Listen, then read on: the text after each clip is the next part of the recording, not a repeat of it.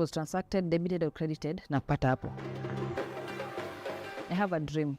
My dream is to venture into the real estate market. My name is Wambui Mugonjogu, one of the director at Waterline Hardware and Tools. Challenge ya kurun hardware as a young person ilikuwa get customer I believe in me. The location Kitengela cause it's a fast growing town. Tunataka ukiingia uone aya wako na kila kitu. Hiyo kuget kila kitu kuna point ilifika tukaona we need finances kustock hiyo duka. Na that's when a friend akatuambia by the way Absa hupatiana unsecured loan. Hapo ndipo tukaenda Absa. We told them the plan we had for a business na kitu ya kwanza wakatupatia overdraft. We were able to expand the shop. Kitu nanibamba na Absa Bank ni niko na relationship manager. So nikiwa na any issue with my account, she'll assist me directly.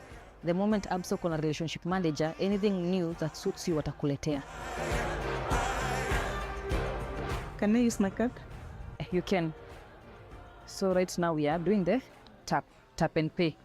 I was introduced to MobiTap by my RM. Unapata ni app kwa my phone that customers can just tap, bora simu iko na NFC and the transaction goes through. My name is Faith Mungania. My company name is Craftmania. One thing I like about Absa, of course, they'll listen to you. They'll be able to take your problem being the first and foremost, much as you want to explain, but they want to give you better even products which you can be able to work with. And of course, they'll be able to give you options, what you can be able to do good to your company. How Absa have supported me, they have been able to give me loans, and I have been able to roll issues which I cannot be able to. There's no that pressure. You have to just work according to the way you have agreed your contract and you feel you're at home.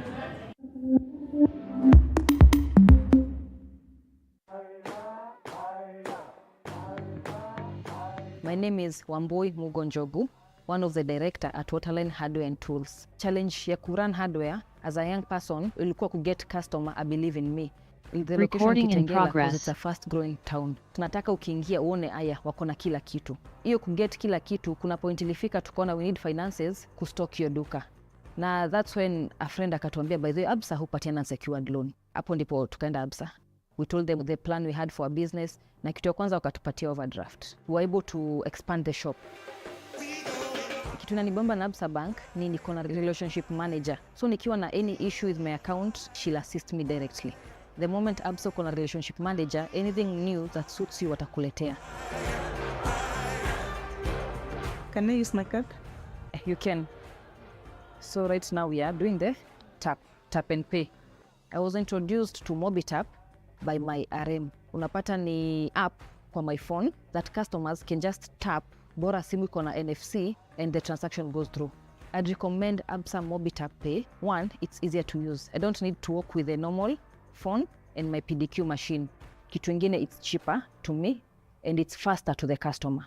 Na pia at the end of the day, anything that was transacted, debited or credited, napata hapo. I have a dream. My dream is to venture into the real estate market. I want to build houses, sell them, and also want to become a direct importer and direct distributor of hardware materials across East Africa. Whatever spaces you feel you can't fit in, whatever roles you feel you can't play, whatever businesses you feel you can do it. You just need someone who believes in you and you'll do it.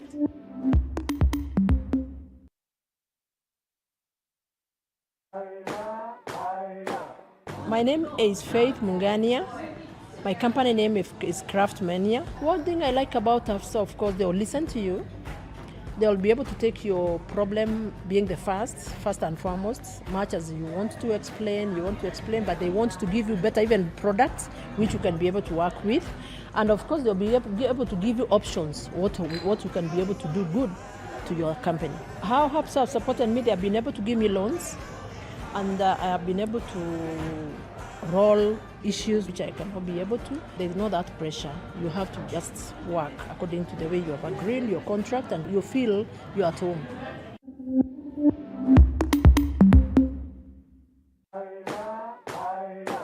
I'm Damaris Debet, the founder of Asali Bechebet. I started it back in 2022 while I was still in campus, and since then it has grown really immensely. First of all, I'm a Shista. I graduated this year, May. The program really helped me with skills, and also Absa has helped me with finances, since SMEs and finances is really tough, but they have helped me finance my business and it has grown. I'm really grateful. I like Absa because they walk with you through the journey. No matter how small, for us, the youth entrepreneurs, we always fear banks because you don't know anything about it. But for Absa, they partner with you, they walk with you throughout your business. Ladies and the few lucky gentlemen in the room, good morning and welcome to the Absa Inspire Me Conference 2024.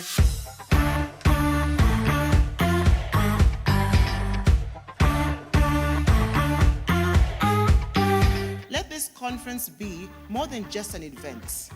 Let it be a catalyst for your next big leap. Engage actively, ask questions, share your experiences, and most importantly, support one another. So you know it takes one person with one voice to say, let's take a gamble on her.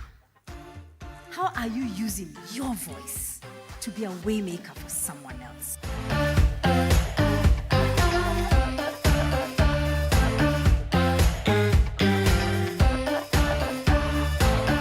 Consistent, competent people of character will build or break your business.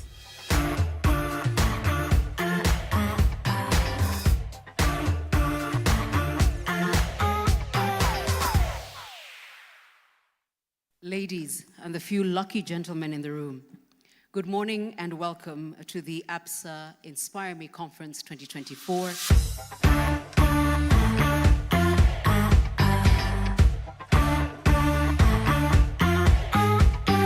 Let this conference be more than just an event. Let it be a catalyst for your next big leap. Engage actively, ask questions, share your experiences, and most importantly, support one another. So you know it takes one person with one voice to say, let's take a gamble on her. How are you using your voice to be a waymaker for someone else?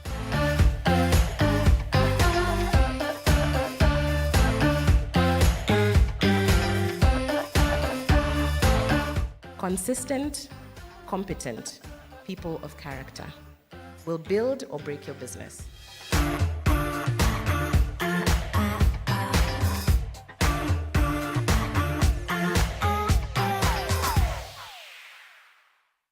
Ladies and the few lucky gentlemen in the room, good morning and welcome to the Absa Inspire Me Conference 2024.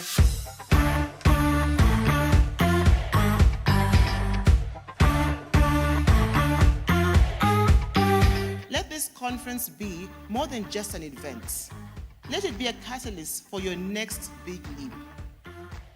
Engage actively, ask questions, share your experiences, and most importantly, support one another. So you know it takes one person with one voice to say, let's take a gamble on her. How are you using your voice to be a waymaker for someone else?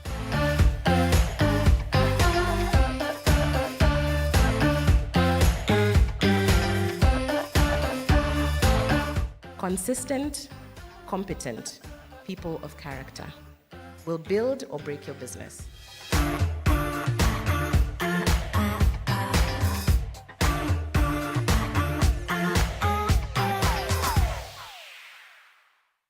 Ladies and the few lucky gentlemen in the room, good morning and welcome to the Absa Inspire Me Conference 2024.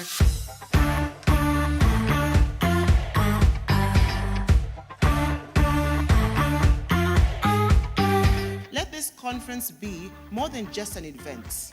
Let it be a catalyst for your next big leap. Engage actively, ask questions, share your experiences, and most importantly, support one another. So you know it takes one person with one voice to say, let's take a gamble on her. How are you using your voice to be a waymaker for someone else?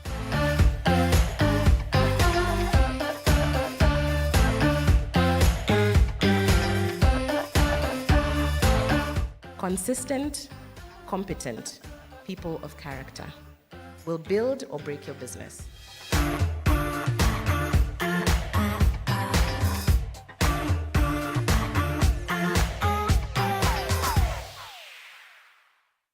Ladies and the few lucky gentlemen in the room, good morning and welcome to the Absa Inspire Me Conference 2024.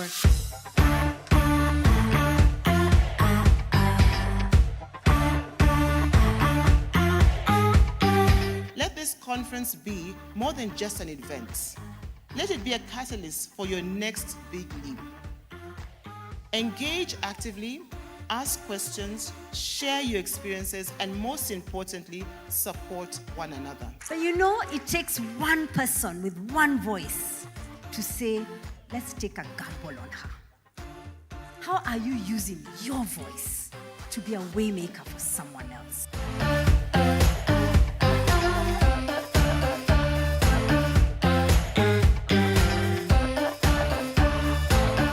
Consistent, competent people of character will build or break your business.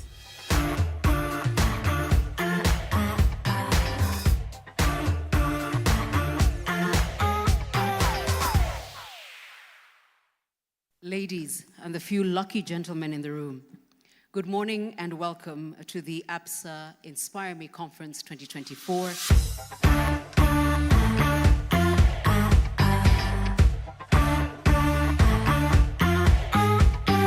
Let this conference be more than just an event. Let it be a catalyst for your next big leap. Engage actively, ask questions, share your experiences, and most importantly, support one another. So you know it takes one person with one voice to say, let's take a gamble on her. How are you using your voice to be a waymaker for someone else?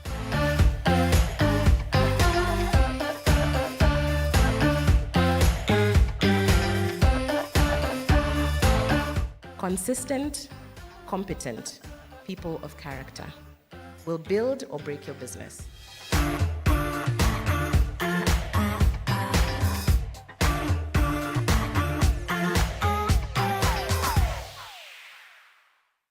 Ladies and the few lucky gentlemen in the room, good morning and welcome to the Absa Inspire Me Conference 2024.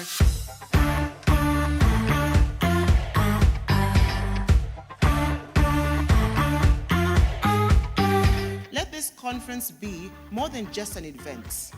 Let it be a catalyst for your next big leap. Engage actively, ask questions, share your experiences, and most importantly, support one another. So you know it takes one person with one voice to say, let's take a gamble on her. How are you using your voice to be a waymaker for someone else?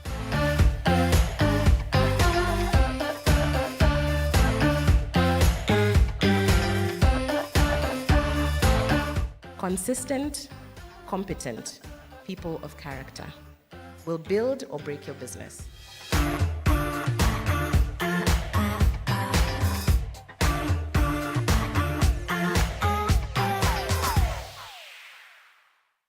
Ladies and the few lucky gentlemen in the room, good morning and welcome to the Absa Inspire Me Conference 2024.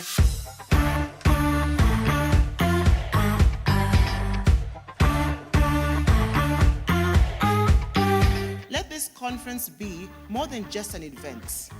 Let it be a catalyst for your next big leap.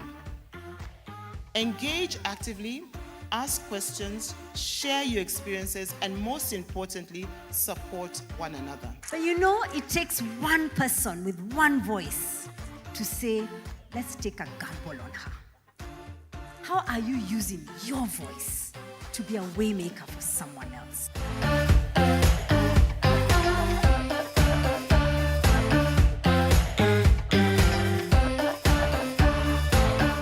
Consistent, competent people of character will build or break your business.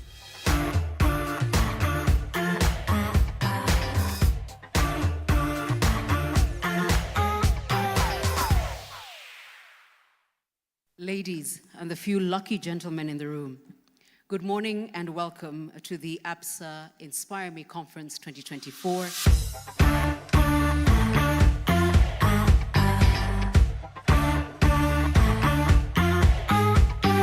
Let this conference be more than just an event. Let it be a catalyst for your next big leap. Engage actively, ask questions, share your experiences, and most importantly, support one another. But you know, it takes one person with one voice to say, let's take a gamble on her. How are you using your voice to be a waymaker for someone else?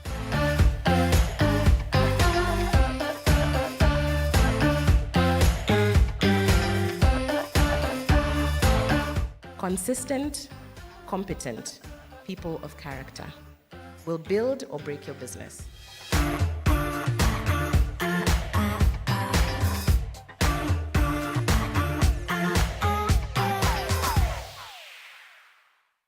Ladies and the few lucky gentlemen in the room, good morning and welcome to the Absa Inspire Me Conference 2024.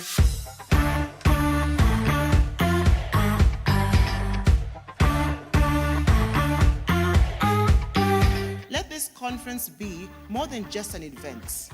Let it be a catalyst for your next big leap. Engage actively, ask questions, share your experiences, and most importantly, support one another. But you know, it takes one person with one voice to say, let's take a gamble on her. How are you using your voice to be a waymaker for someone else?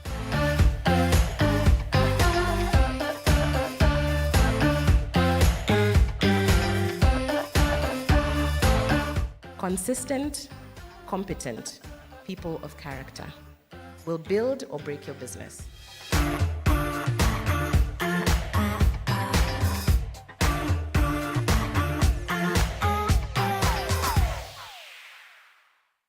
Ladies and the few lucky gentlemen in the room, good morning and welcome to the Absa Inspire Me Conference 2024.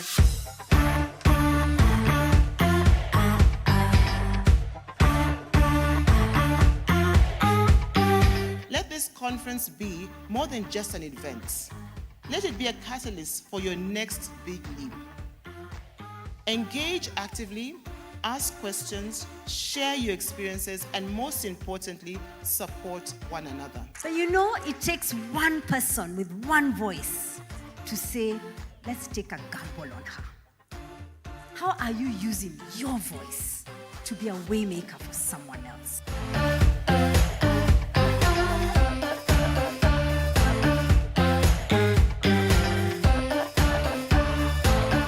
Consistent, competent people of character will build or break your business.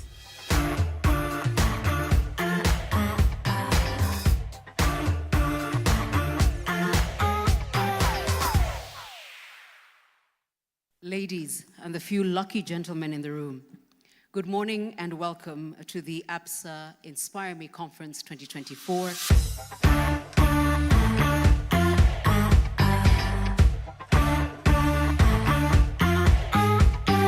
Let this conference be more than just an event. Let it be a catalyst for your next big leap. Engage actively, ask questions, share your experiences, and most importantly, support one another. But you know, it takes one person with one voice to say, let's take a gamble on her. How are you using your voice to be a waymaker for someone else?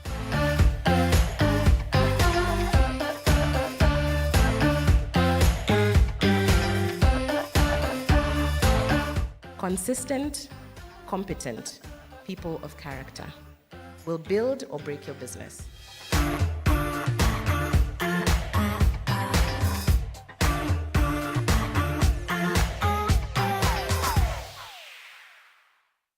Ladies and the few lucky gentlemen in the room, good morning and welcome to the Absa Inspire Me Conference 2024.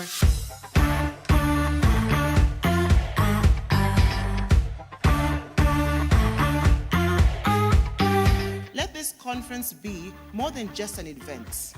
Let it be a catalyst for your next big leap.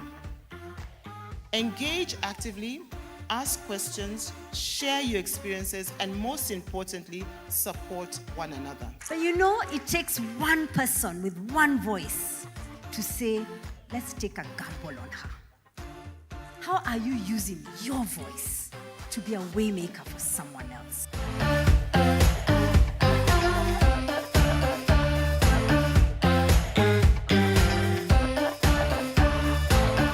Consistent, competent people of character will build or break your business.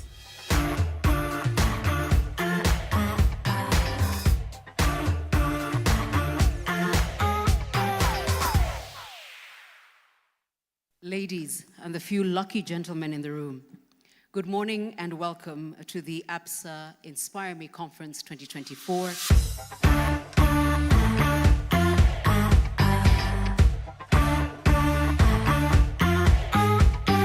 Let this conference be more than just an event.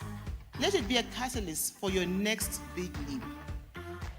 Engage actively, ask questions, share your experiences, and most importantly, support one another. But you know, it takes one person with one voice to say, let's take a gamble on her. How are you using your voice to be a waymaker for someone else?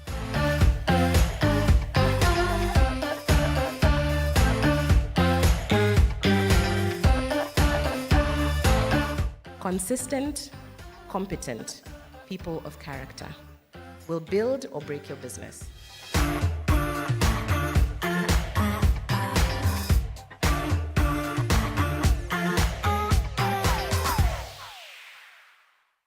Ladies and the few lucky gentlemen in the room, good morning and welcome to the Absa Inspire Me Conference 2024.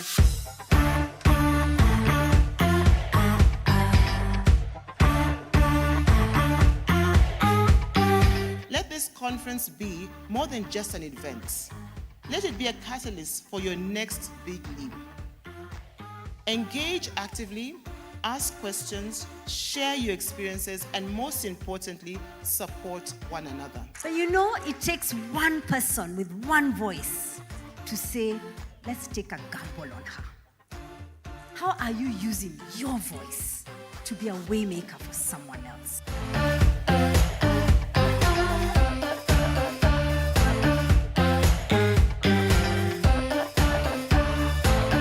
Consistent, competent people of character will build or break your business.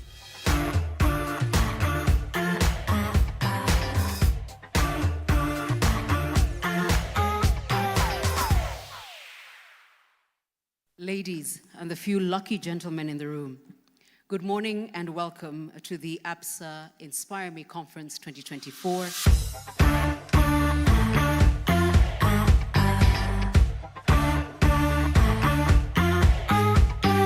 Let this conference be more than just an event. Let it be a catalyst for your next big leap. Engage actively, ask questions, share your experiences, and most importantly, support one another. But you know, it takes one person with one voice to say, let's take a gamble on her. How are you using your voice to be a waymaker for someone else?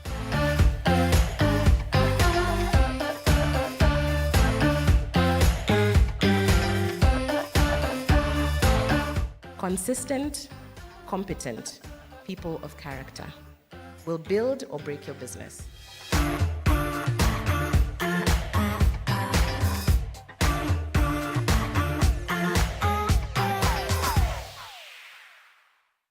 Ladies and the few lucky gentlemen in the room, good morning and welcome to the Absa Inspire Me Conference 2024.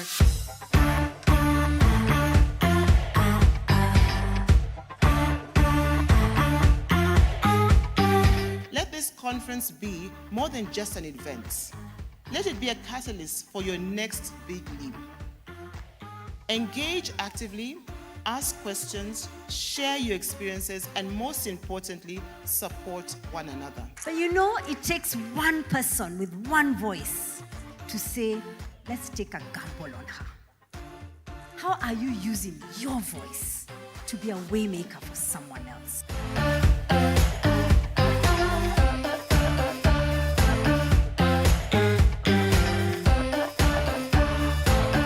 Consistent, competent people of character will build or break your business.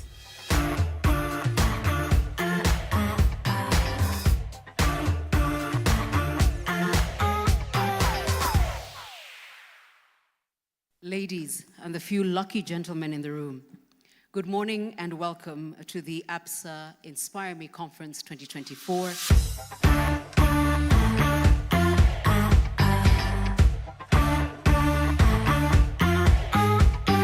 Let this conference be more than just an event.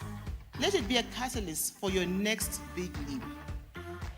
Engage actively, ask questions, share your experiences, and most importantly, support one another. So you know it takes one person with one voice to say, let's take a gamble on her. How are you using your voice to be a waymaker for someone else?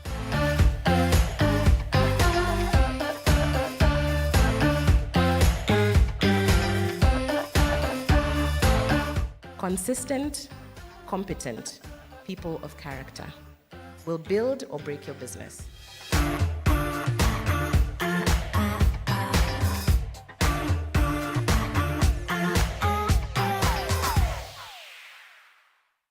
Ladies and the few lucky gentlemen in the room, good morning and welcome to the Absa Inspire Me Conference 2024.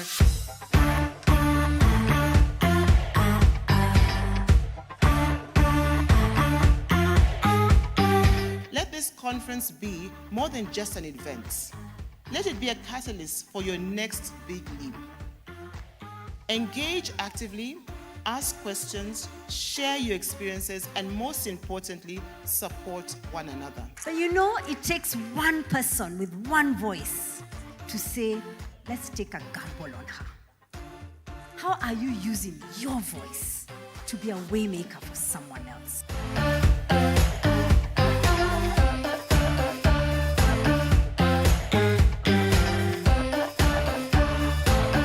Consistent, competent people of character will build or break your business.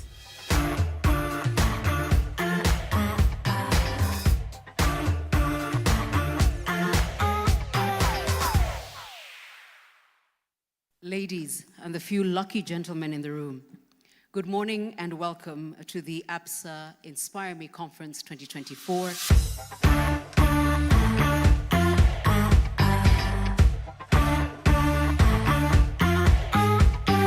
Let this conference be more than just an event. Let it be a catalyst for your next big leap. Engage actively, ask questions, share your experiences, and most importantly, support one another. So you know it takes one person with one voice to say, let's take a gamble on her. How are you using your voice to be a waymaker for someone else?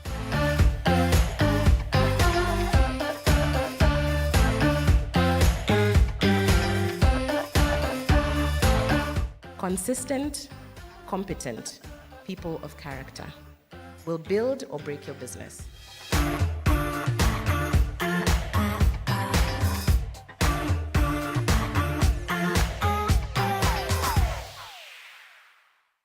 Ladies and the few lucky gentlemen in the room, good morning and welcome to the Absa Inspire Me Conference 2024.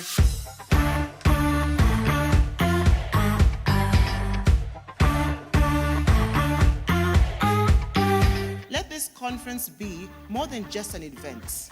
Let it be a catalyst for your next big leap. Engage actively, ask questions, share your experiences, and most importantly, support one another. But you know, it takes one person with one voice to say, let's take a gamble on her. How are you using your voice to be a waymaker for someone else?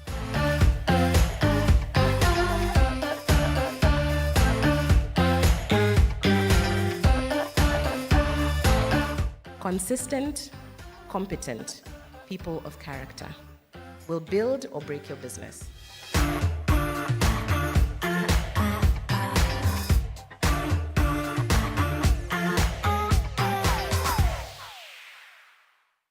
Ladies and the few lucky gentlemen in the room, good morning and welcome to the Absa Inspire Me Conference 2024.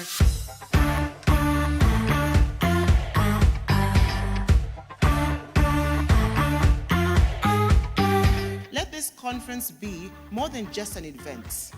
Let it be a catalyst for your next big leap. Engage actively, ask questions, share your experiences, and most importantly, support one another. But you know, it takes one person with one voice to say, let's take a gamble on her. How are you using your voice to be a waymaker for someone else?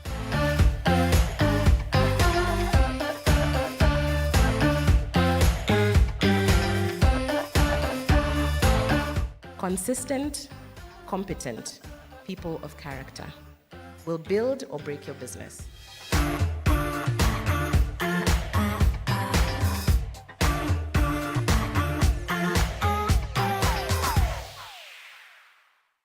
Ladies and the few lucky gentlemen in the room, good morning and welcome to the Absa Inspire Me Conference 2024.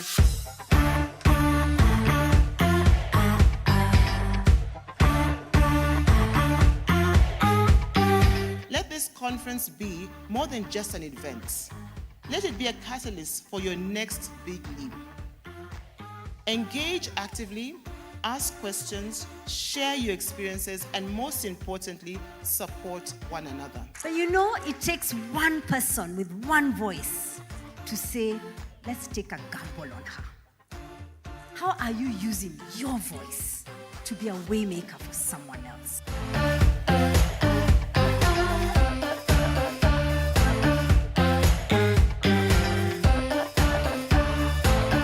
Consistent, competent people of character will build or break your business.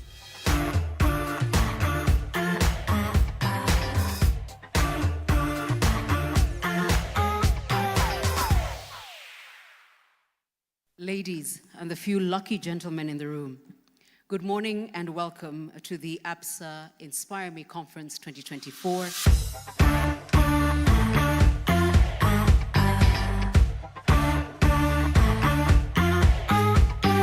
Let this conference be more than just an event.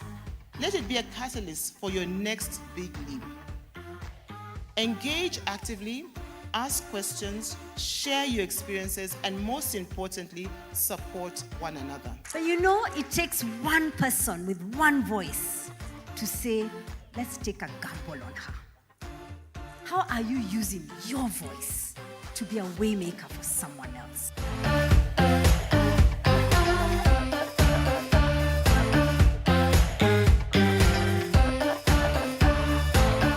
Consistent, competent people of character will build or break your business.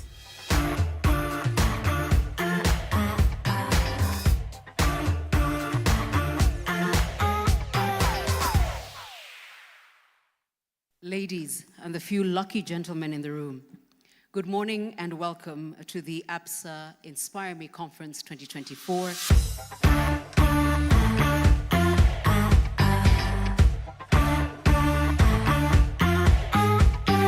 Let this conference be more than just an event.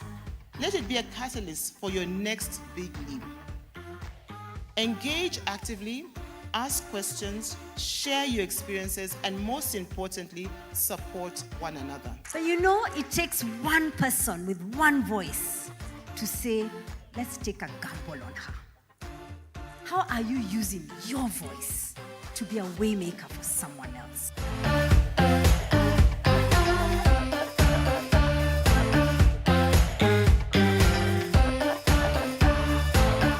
Consistent, competent people of character will build or break your business.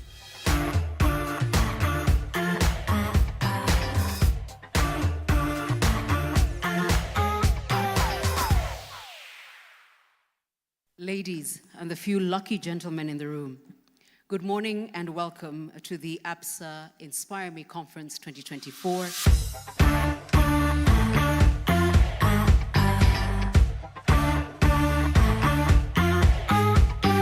Let this conference be more than just an event. Let it be a catalyst for your next big leap. Engage actively, ask questions, share your experiences, and most importantly, support one another. So you know it takes one person with one voice to say, let's take a gamble on her. How are you using your voice to be a waymaker for someone else?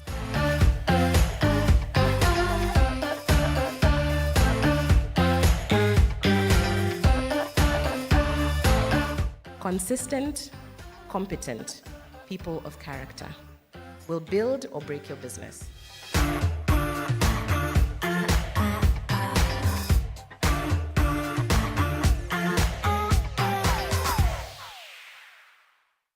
Ladies and the few lucky gentlemen in the room, good morning and welcome to the Absa Inspire Me Conference 2024.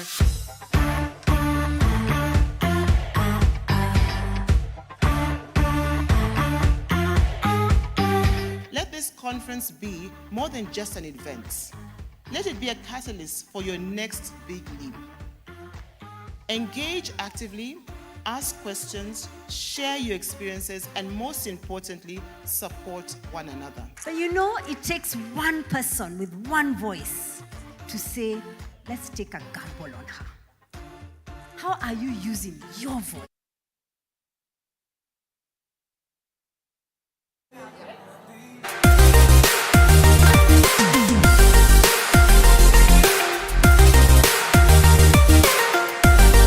Ladies, gentlemen, please make your way into the room. I'd like to start our afternoon session.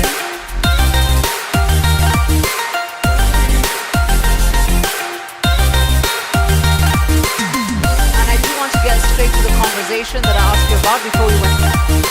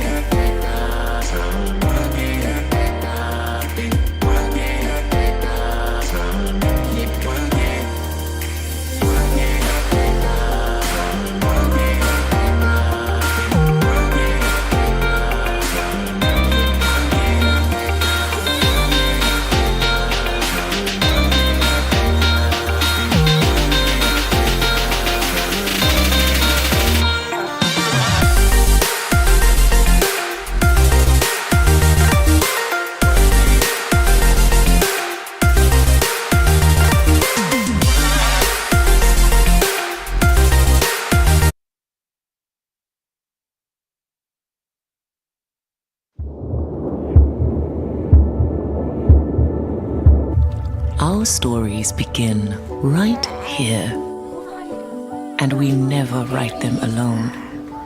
Sometimes we write them with someone who puts our story first. Other times with someone who puts their own story first. There'll be pages we love to read again and again, and some we'll barely remember. Sometimes we feel like the hero of our story, and other times, not. There are stories of dreamers, stories of creators, stories of strivers, stories of believers, and we're inspired by them all. That's why we invite you to write your story with us. Your story matters.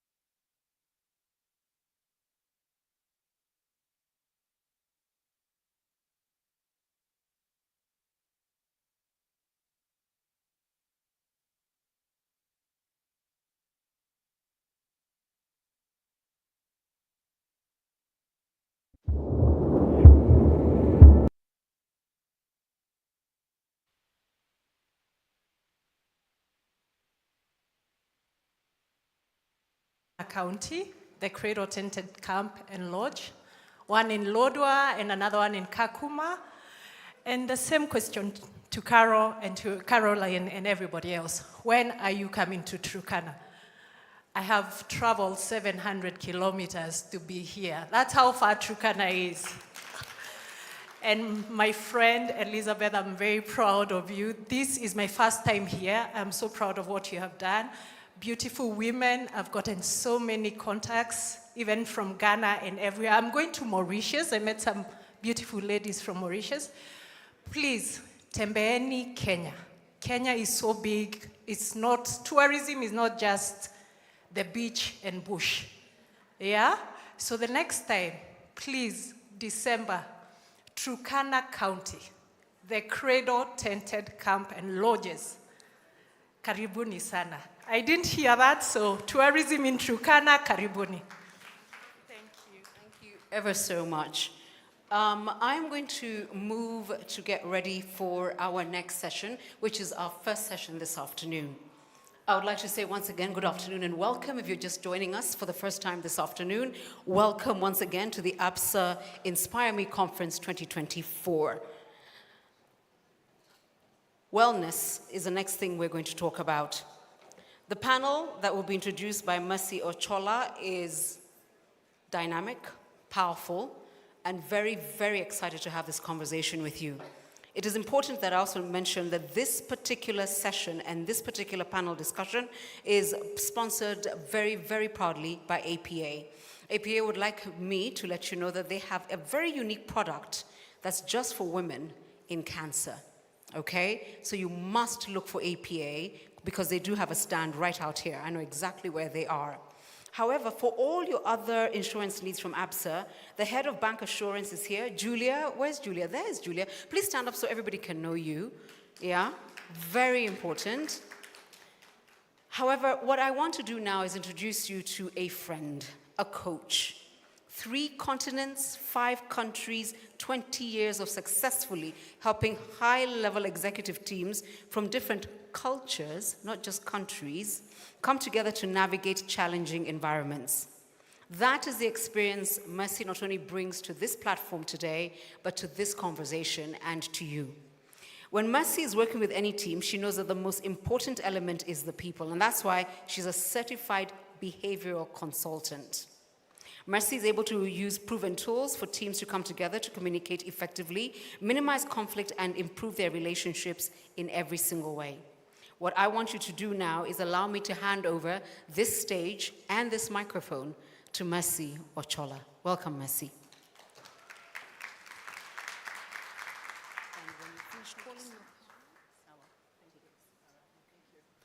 Thank you so much, Caroline. Can we give her a round of applause even as she walks back to her seat? Okay, I'm trying to balance this out. Good afternoon. Good afternoon. Use the podium so you don't have to hold it in your hand. Okay, great. Turn that on. Thank you. Can I have this back on? Is it on? Yeah, you can hear me. Good afternoon. Oh, come on, guys. You just come from an awesome lunch. You need to say a better good afternoon than that. Can I hear you again? Good afternoon.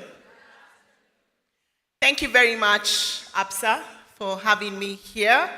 Once again, I say once again because this is my 3rd Absa Inspire Me Conference. How many of you were there at the first one?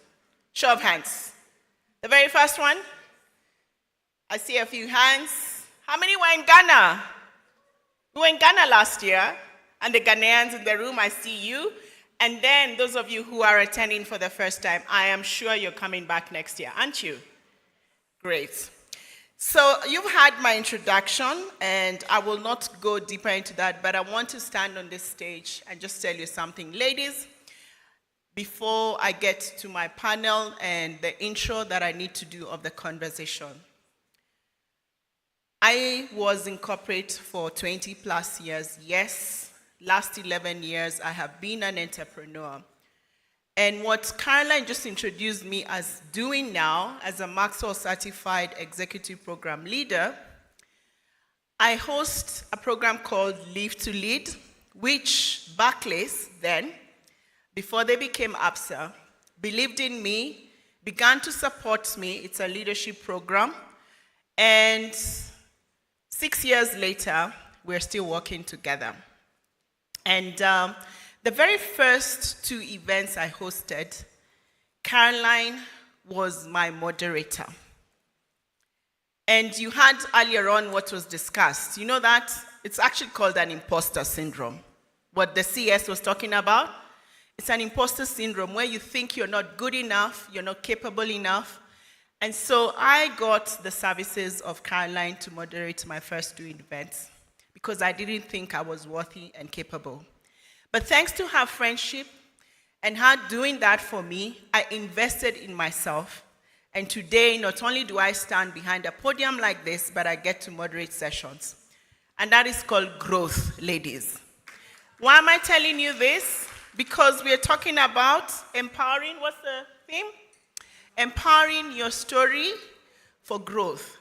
So if it wasn't for friends like Caroline and Absa believing in me, I do not think I'd be here today. So our topic today is on wellness. And wellness, let me read the exact thing about it. It's saying wellness celebrating resilience. And we've been hearing about resilience since yesterday. And before I call up my panel, allow me to share my personal story that is going to show you why this story of resilience is something we need to think about. Whether you work in a corporate office, whether you're an entrepreneur, it doesn't matter. 17 years ago, this June, I was bedridden. I had been in a coma for 5 days, and this had started off as an illness that I had been battling for 3 months, in and out of doctors' offices, being diagnosed, not really finding the cause, doing all kinds of tests, and I ended up in a coma.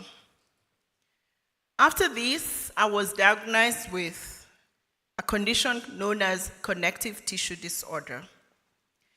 And later on, as I inquired to find out what was the cause, I learned things that I'd never heard of before. Prior to this, I was a health enthusiast. I was very, very keen on my fitness because my parents either have diabetes or high blood pressure, and I wanted to make sure that I do not get to suffer any of this genetic or inherited diseases. And so when I succumbed to this condition, I was very annoyed. And I went to my doctor trying to ask them, why would I be able to go through what I went through, yet I was really looking at what I was eating, how my fitness was, my exercise regime, and I needed to hear from them. I was like, what's the point? Why should I bother? And what I learned is that the condition I went through was due to stress-related conditions. And when I reflected back, I was still in corporate then. The environment that I was in was actually very toxic at the time. And so what are the lessons that I learned from this condition? One of the things I knew is to avoid toxic environments. And yesterday we were told this includes saying no to a customer. If you find that that relationship is toxic, say no to it. The other thing I learned is that although I was upset about my exercise regime seemingly being futile, actually it helped in the diagnosis and the recovery process that I had to go through. How so? By the time I went into a coma, I had 3 seizures within 24 hours. And about a month later, during my recovery, I walked to the ICU. I happened to be taking somebody to the hospital, and I said, let me walk to the ICU and say thank you to the nurses. But as they looked at me, they looked at me, body language. I'm a communicator, so we learn a lot from body language. And they looked at me as if I was a walking ghost. And I went to my doctor and I said, why did they give me that look? And my doctor told me, Mercy, the condition that you went through, 2 things happen. You either become a cabbage or you don't make it. So when they see you walking, it's something unusual. And I asked, so why was I different? And the doctor said, Mercy, your health, fitness kept you going because your mind was still alert. That is why your recovery was much faster than was anticipated. So these are things I have written in my book. You had me talk about 3. I've actually called it 3's Divine. And if you go outside, as you turn to your left, the second booth that is there, you will find somebody and you can get yourself a copy of the book and you can get to know what happened after that. But at this point in time, I want to share with you a few statistics about well-being and resilience that's going to help me bring my panel onto stage. And I'm going to quote from the Gallup State of the Global Workplace 2023-2024 report. And please listen and pay attention to this. This report, and some of you are familiar with Gallup, they are very good in their surveys. They've said, people's mental well-being is worsening in the last 10 years, and it's being depicted through stress, anxiety, sadness, anger, worry, environments that have good management. So if you're in a bad management environment, you have a 60% chance of getting stressed than someone who's in a good management environment.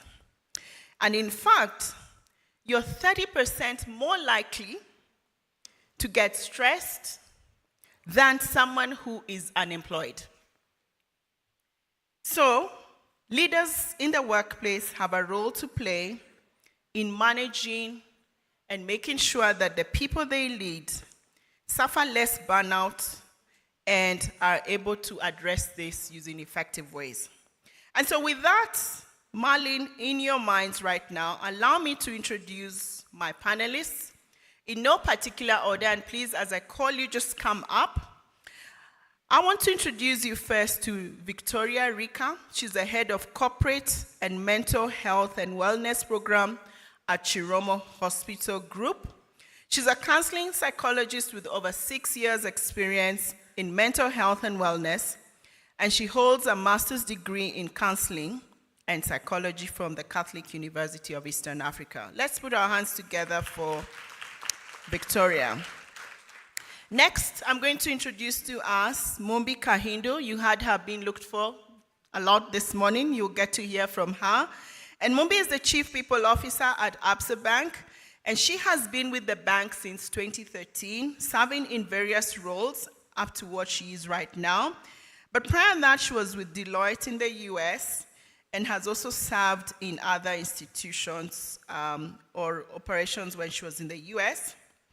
And she's also a certified coach with ICF and also human resources from Keller Graduate School of Management in Manhattan, New York. And she's also a master facilitator, people analytics, DDI, target selection, and success profiles, and much, much more that I will not read for today. Thank you, Mumbi, for being with us today. And next, I'm going to call up Reverend Kathy Kuna. She's the founder of Daughters of Zion at the Jubilee Christian Church. She's a speaker, author, music minister, worship leader, marriage counselor, dynamic teacher, and she's the visionary behind Daughters of Zion. She has a ladies' mentorship school, and I just learned that she's also got something to do with catering. Let's put our hands together for Reverend Kathy Kuna. And last but not least, I do have a gentleman. I wouldn't call him the thorn in the rose, but he's the flower in the rose. And his name is Ken Kanyarati. He's the Director, Legal and Compliance at Absa Bank. And he's a he for she, and he's also quite a health and fitness enthusiast. Thank you very much. Let's put our hands together once again, even as we get to hear from them. Mercy, take your seat. I'd like the podium to go so we can see the panel. Panelists, one of you has a flight to catch. And I don't think anybody will wait for you on the tarmac. So Mercy, I'm going to ask that once that timer starts, we obey that time, which means I expect 20 minutes to give us 10 minutes for questions and answers. Over to you.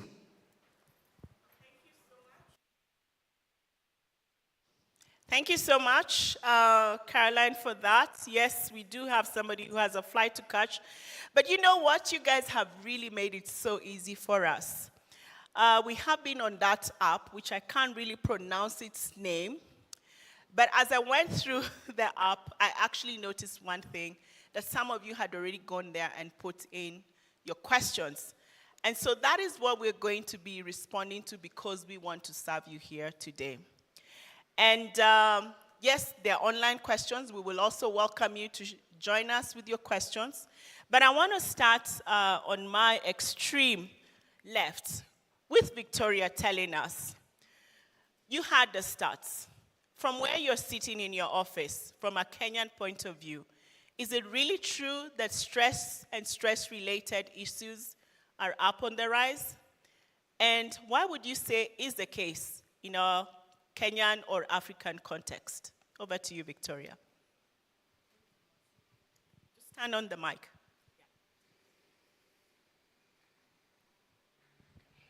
Thank you.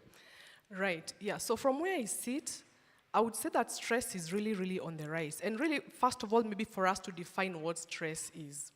And we say that stress is your body's physical reaction to demand or threat. And in reality, stress is not always bad. So we know there's what is good stress, and we know there's what is bad stress, which is distress, which in reality is what we refer to when we are talking about being very stressed. Now, there's so much happening around us. The environment, it could be at the workplace, it could be from home, because if you're experiencing stress from the workplace, believe you me, you'll carry it over to your home. And if you're experiencing stress from the home front, then you'll carry it over to the workplace.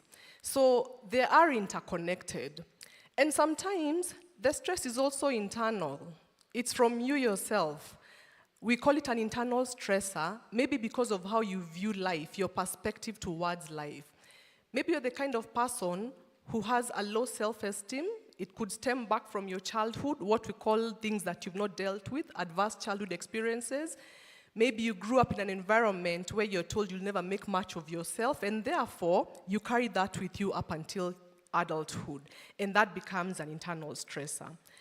The stresses that we are facing, finances, there's so much to do with financial stressors. Money is never enough at whatever point in time. And the issue of also parenting and trying to not do what we call work-life balance, but what we call work-life integration. Trying to put so much of your 24 hours and trying to meet your demands as a parent, as a business person, as a mother, as a father.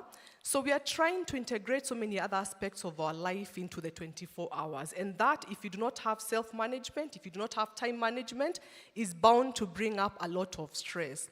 Marcia has already mentioned, and it is true, that when you're very stressed, it will also manifest itself physically.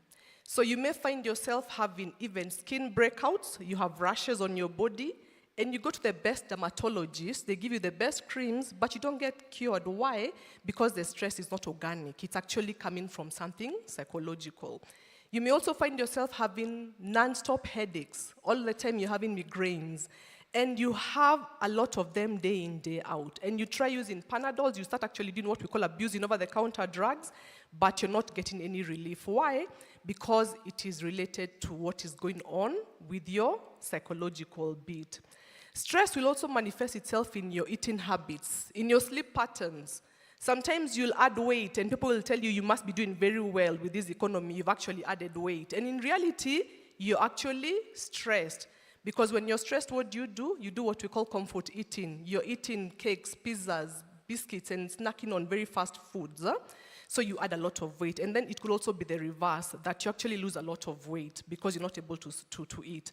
Your sleep patterns also change. You may find yourself sleeping too much or too little. So we have a lot of stress, and it's emanating from the home front and from the work front, and also from your own self, what we call internal stressors. Thank you, Victoria.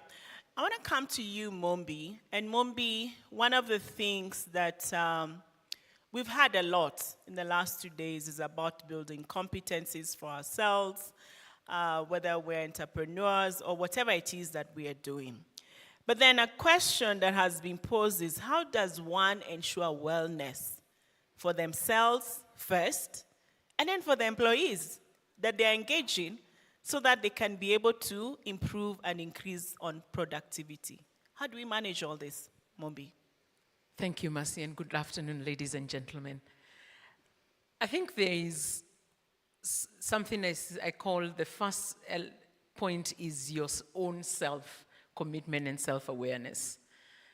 That's where it starts. If you're not conscious, and it doesn't come naturally sometimes based on where or what we've been used to, it's rewiring your mind to remind yourself that you are the most important element in what you're doing as an employee or as an entrepreneur. It's important for you to remind yourself that and make a commitment. When we look at wellness, and I think when we train our employees, when we train our people managers, the first place we start is with the individual. Because if you're a people manager and you're not yourself conscious around your own wellness, you will not think about the wellness of your people. It doesn't come as obvious because you don't think about it from your own perspective. So start with yourself. I think today, in this world today, there are very many apps that can help you do that. Some of them are actually free. So you can help yourself by just downloading an app that helps you remember you have been sitting for too long. I would believe when I look in this room, most of us here would have a smartwatch or would have a smartphone. And that phone, other than reading messages and getting emails, should help you in your wellness journey. It should actually give you an alarm when you've sat for too long. It should give you a report that tells you how many steps have you made today. That's your own individual commitment in terms of your own journey on wellness. And wellness, when I listen to the clinical psychologists talk about the stress, as an employer, obviously we are chasing people to meet targets. I see my colleagues sitting here, they are following up on their teams. Did they meet their targets today? So when Elizabeth is sitting here today, Mombi is looking at her performance scorecard to say, was the number? That's a source of stress, yeah? And you have to help your employees remember at the end of it all. So we found there are some fun ways that you can actually help your employees get involved. So I can give an example, and the ladies and the gentlemen from our organization sitting here, we've been running a campaign for what we call a Let's Move campaign. And it's not paid. We are not paying anyone. All we are doing is we've put ourselves, you remember how we were in high school? You had a house. So we have put employees in houses. So Elizabeth is leading house, the Mamba, yeah? So as the chief, she's called the chief of the Mamba, she rallies her troops around walking every day. And you can see the competition. No one is paying anyone, nobody is pushing anyone, but we are asking you to record some points for your team, for your house. What that does, it's, number one, it creates fun. So I think my point is, find creative ways to involve everyone. It doesn't need to involve money. Wellness does not need to involve money. It actually just means, what are some of the ways in which we can creatively engage our employees? And we lead from the front. So if you call people to make steps, Elizabeth has got to end here, open the app, and make 6,000 steps as her target, or 3,000 steps. I have been, myself, in the middle of the night at 9 p.m. because I was working, but I have to record. So it's because I'm supporting my team and I'm moving towards ensuring that my team scores daily points, I'm driven. So there are many ways in which we can get creative. Put people together just to have coffee conversations. Have some sections within the office. So there are some sections within the office where you can have sitting places where people can just get out of their desks, sit together for a cup of coffee, or share a meeting outside the regular meeting rooms. So it's difficult, I have to say, because of the demands of the role, but it needs much more consciousness, and some of the apps and the digital environment that we are in can actually help us. Yeah. Thank you, Mumbi. And I hope you're taking notes, guys. You've been seeing Caroline trying to cover how many steps she's doing here. It's a self-commitment thing. Even though she's here talking to us, you have to do it. So you want to do that for yourself. Now, let me come to you, Reverend Kathy Kuna, in the context of our faith and spirituality. Victoria there did tell us that these things begin inside before they even manifest outside. And I'm a believer that we are created, physical body, the mind, and then we have a spiritual being. And if any one of this is not functioning, then we are sick. We're not whole. We are sick. And I've seen a lot of people here recognize you. I believe they may be part of your congregation, I don't know. But you are also doing some mentoring and supporting them. So how does faith and spirituality, and here we're talking about faith and spirituality, not necessarily religion, because we are all spiritual beings. How does this connect to our mental well-being, Reverend Kathy? Thank you so much, Mercy. That's an amazing question. And thank you, ladies and gentlemen. I really want to say that spirituality is so key to wellness in life. And I'll start with resilience. Like if you're going through a situation, you've got to be resilient. That means that you have to recondition yourself. You have to learn to rebuild yourself. Personally, I am right now going through this reconditioning and rebuilding because I'm going through a very, very rough patch in my life with a loved one that's going through health challenges. And so when I talk about resilience, it is something that I need to do and remind myself on a daily basis that I have to get strong and I have to speak to myself so that I can rebuild, re-energize, and understand that this too shall pass. The second thing is faith. In whatever it is that we go through, we have to have faith. Because see, faith is a substance of things hoped for and an evidence of things not seen. So when you have faith, it helps you to see beyond what you're going through. And you have to lift up your eyes for wellness. You have to lift up your eyes beyond the now and see what is it that I'm learning from this. Because everything we go through in life is a lesson.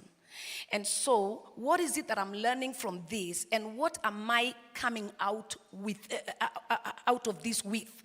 And so, it is very, very important for faith to be built up and build up your capacity of believing even those things that look unreal. And that is what now spirituality does, because you're a spiritual being, so you can pray, you can trust in God, you can hope in the Lord, you can look up beyond the surface and see things that are beyond what you can see with the physical eye. And so when you're a spiritual being, you see much deeper than just the now. And so it is very, very important to build faith in that capacity. The third thing I would say is that it is also important for us to know that what we think, the Word of God tells us that as a man thinketh in his heart, so is he. You can never go beyond what you think. And so you have to change your mentality and your way of thinking if you want to stay well and able to face life as it comes. I've come to realize that life has a way of happening. Like life can usher you into things you never thought possible. To be honest, ladies and gentlemen, I never saw myself here at any one given time. I never imagined that I would be here right now fighting, to see my loved one recover and fighting some things that are very, very challenging. I never saw it. But life has a way of handing you some stuff. And you have to be ready and resilient enough to know it'll come and it'll go. But when it goes, let it leave you standing and not completely given up in life. And so spirituality is very, very key in this area, that you have to keep reminding yourself that there is a higher being than you. There is a higher height, and you can lift your eyes up higher and see far beyond the now. And so for well-being, that is very, very critical. Yeah. Earlier on, Waziri told us that the world breaks everyone, and afterwards, some are strong at the broken places. And I believe those that get stronger at the broken places are the ones that tap into their faith and spirituality to be able to navigate the rough patch. And that's why women have the saying, what doesn't kill you? It makes you stronger. Isn't it? Mm-hmm. Good. So let me come to the he for she. Yeah? And one of the questions we have been asked, and it's known, we say women are resilient, isn't it? But the question is, are men, what is the resilience of men? Are we more resilient? From where you sit, what do you think? Who is more resilient? And okay, the focus is not on who, but what do men do when they find themselves in these stressful places? Because as we've had, every one of us will get broken. So what do men do? Can we learn something from you? So thank you very much. The initial part of that question sounded like a trick question. Sounded like an email I received, a message I received. Do you remember that tomorrow there's a parents-teachers day in school? And obviously you have to be very careful about how you respond to that. But that said, safe space. From a resilience perspective, I think it's more about personal attributes. It's not necessarily about the gender. It's about what card life plays you, what circumstances you find yourself in, what it is that you're having to contend with. And I'll look at it perhaps from a work perspective, and even we dovetails to what wellness is all about. So there are certain critical things. If I'm looking at wellness, I need to determine what I want to achieve, what's the purpose of it, what goals do I have, how do I go about achieving it, how do I measure it, do I get to achieve it or not, and if I do not, what do I do about it? And then more importantly, how do I realize that this failed and how do I remediate that situation? Now, different people will react to different things differently. So there are those who will know that, number one, I'm not going to fail. I should not fail, and they'll place a lot of pressure on themselves. And that's a personal attribute that certain people do have. And when they fail, it perhaps causes them to have a low moment in their life. But there are those, and that, which I believe is what my mantra is that failure is part of life. With all good intentions about what it is that I would wish to achieve, I know that there will be instances where I fail. And for me, that failure is a lesson around how I can do better, do different, learn from it, and move on. So resilience and my ability to shake off that what has caused me to fail, one, as quickly as I can, two, understanding and appreciating what those lessons are, and then moving on from that, that is what is more critical for me. So I'll give a good example. So your target, and this was me, so I wanted to make it sound anonymous, but let me just get to it. Somewhere along my need to keep fit, I walked into a shop and I loved a particular shirt. At that point, there's absolutely no way it was going to button up. But I figured that in 6 months, I need to fit into that shirt. So 4 or 5 months down the road, and it was proving a little difficult, you start to find ways of how to achieve that. That may come in the, do I change my working out? Do I change my diet? Eventually, at the end of the 6 months, one button was in and we were good to go. The rest was addressed somewhere down the road. But let's transpose that to general life. From a man's perspective, if I find myself in a difficult situation, who can I reach out to? Can I phone a friend? Do I need to go out there and run? Do I need to just get out of the office and go for a cup of coffee? Do I need to look for people who are going out for a bicycle ride and join them? And perhaps I'll be able to communicate it. But guess what? I think for ladies, you have better ways of addressing this. How is that? Because you rally together. There is no problem that a group of ladies sets their eyes or minds to address that doesn't get addressed. We saw that yesterday with the maandamano, eh? Who are the majority? The ladies. So whereas it's a personal attribute, there are various opportunities that we would often, as men, try to move towards, but as ladies also, there's what that works for you and we look to lean towards. So those would be my comments for now. Thank you. Thank you, Ken. So ladies, aren't you encouraged that we're not the only ones who go and try and fit in clothes? And we know it's coming. Eh? Even the men do it, isn't it? Awesome. So let's come to a very interesting part of this conversation. Victoria, I want to come back to you. And I know from a health dimension, we do have incidences. We have young entrepreneurs in the room, people working in corporate, and they're trying to start families. Or, if you're my age, you have internal weathers. I have a friend who calls it my internal climate has kicked in. All because of stress-related issues. And by the way, because of the story I shared with you, I went into menopause at the age of 37. So you can imagine, he's saying we talked to our friends. I couldn't share that then because my friends were not going through that.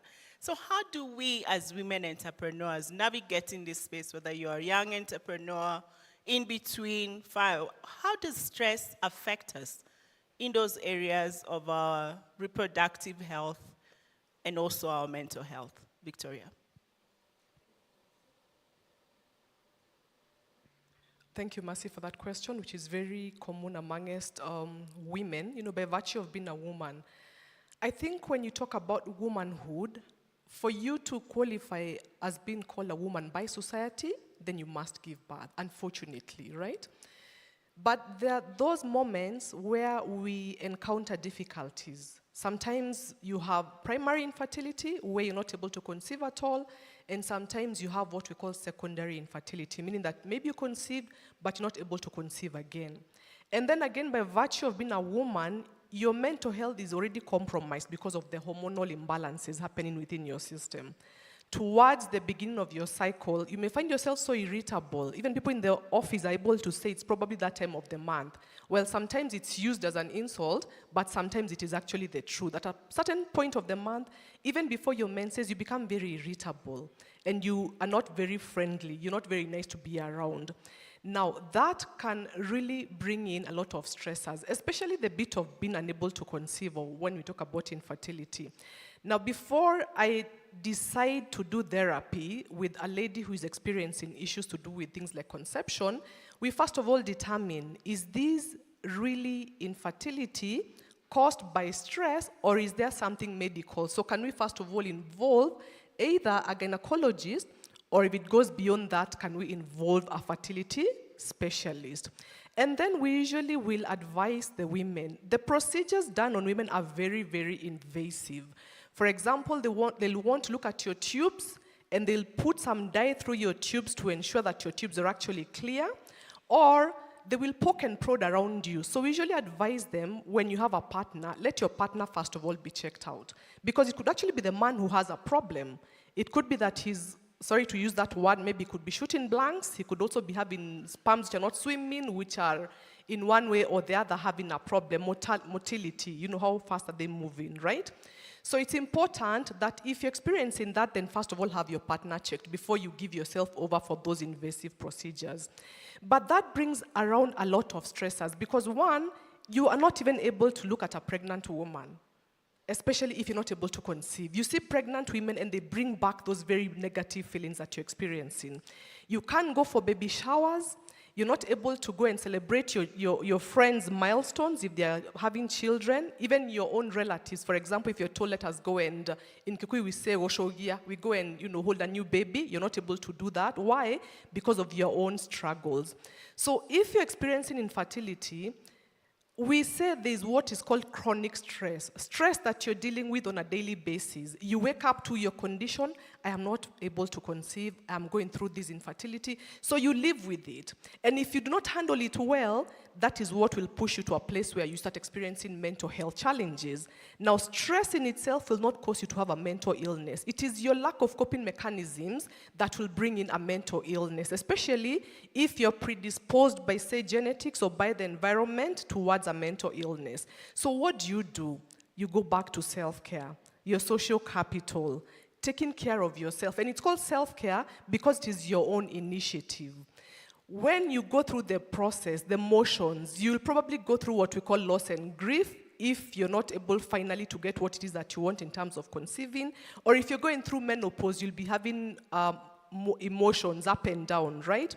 So if, for example, you're experiencing infertility, you may go through what we say is the cycle of loss and grief. You may first of all be in denial, and you're looking back at your whole clan of women and thinking, but no one has not had a child, so why me? So there'll be that aspect of denial.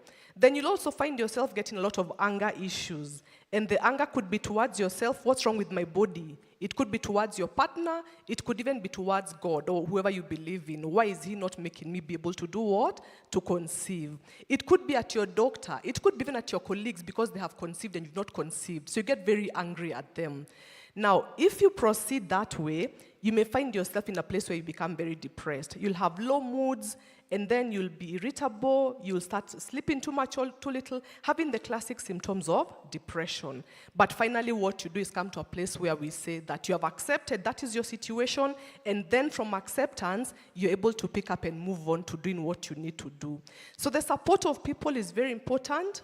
Who are you talking to? Do you have friends? Do you have colleagues? Do you have someone who you can unburden to? It could be your mom, your friend, your sister, your pastor, just someone that you're close to. And then also, of course, the other aspects of wellness. Are you eating well? Are you sleeping well? Are you doing physical exercises? Because even when you do physical exercises like walking, it will release the feel-good hormones, the endorphins, and you'll feel better mentally. So when you're in that space, try and do what we call self-care. And social capital is very, very important. Thank you, Victoria.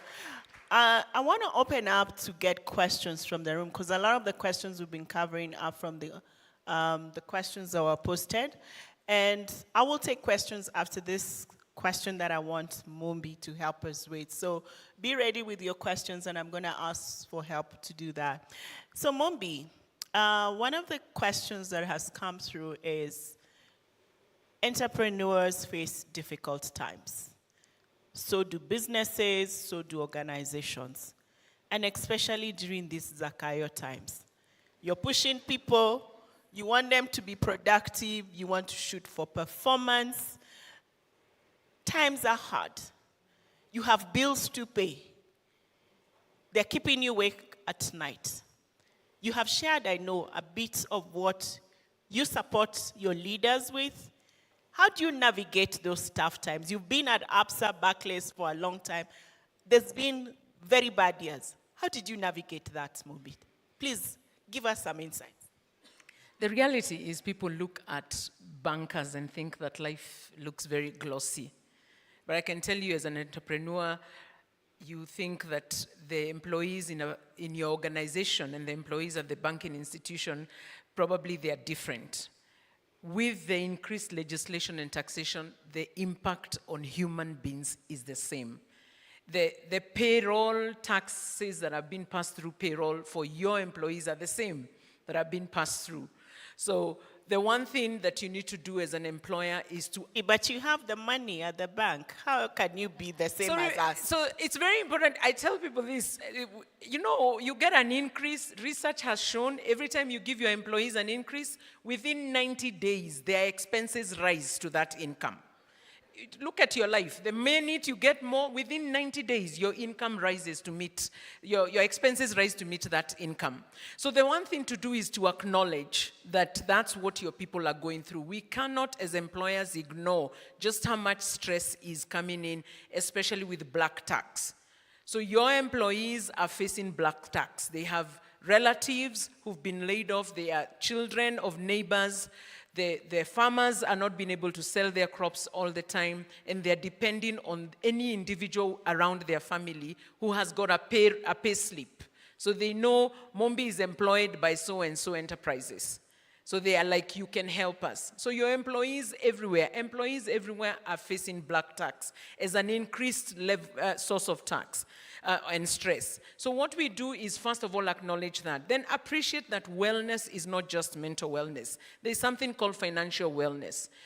Building an opportunity to bring in people, consultants. Amongst us, we have consultants who do financial management and wellness. Let them come talk to our employees around, how do I manage my personal finances? What are some of the taxes that I can actually get relief? Because that's the other thing. We are not pursuing the reliefs that we can through payroll. Can you bring somebody within your organization to speak to your employees about that? Are there things that we can alleviate for our employees in terms of just helping them manage the tax? So we've opened up to say there's financial wellness, there's mental wellness, there's physical wellness, there's social wellness, and I spoke about some of those activities. Fun activities within a working environment help with social wellness. I like when the clinical psychologist says that one of the ways to help people deal with stress is to build what we call supportive tribes. Ensure your employees have a tribe. You know, a tribe is somewhere where you go and unwind and talk to, and make sure that some of those are people within the organization. It's very surprising that you get somebody who's unwell in your team and nobody knows where they live. So when there is an issue, so the question I always ask my team leaders is to say, do you know where every member of your team lives? Because it tells me whether that person has got a social tribe. So helping people build those social tribes and setups. And then, let me say this, policies. Can we build some friendly policies? If it is pregnant mothers, stress comes just by knowing that I am not being able to go to home in good time, or I'm actually not being able to carry myself when I'm getting near to the time of delivery. What are some of the policies that at an entrepreneurial level you actually can build? They don't have to be complicated. They actually can be 1 hour less of working as you get closer to the date of delivery. It's a policy. It's easy, and it helps reduce stress, but it also helps the well-being of the employee. Yeah. Yes, that deserves a class. Yeah. You said you wanted help, so yes. I'm here to help. Yeah, if you want to ask a question, let us know. I'll start with you. And to who you want to respond to your question. Okay. Thank you so much for the opportunity. Nutrition by Ndenya is my name. I am a certified nutritionist, helping you to deal with lifestyle diseases. Now, and also a daughter of Zion, a proud one. My question is directed to Victoria. There's ongoing research on the connection between the gut health and mental well-being. Can you kindly just share insights on how we can leverage on this knowledge to optimize the physical and mental health? Thank you. Can we have one more, perhaps? So one more? And tell me who you're directing it at. If your hand is up. Wow. This is what okay, while you're getting there, I will get Victoria to begin to respond to that one. Okay. Thank you. So gut health, you'll find that a lot of people are having what we call acid refluxes. But if you go down to the nitty-gritty of it, it's all stemming down from stress. Now, of course, the foods that you eat also will contribute, but it's more about alleviating that stress, identifying what are my stressors. Once you get to know your stressors, then you'll ask yourself, how do I cope with them? Remember, how you cope is very different from how I will cope, because what works for one person may not work for the other person. But what we're talking about in terms of gut issues and also refluxes is usually a lot of stress that you're dealing with. So once you're able to deal with the stressors, also change of diet, because that also contributes, then you should be able to be as good as new. Yeah, but of course, if it persists, then always consult a doctor. Yeah. Yep.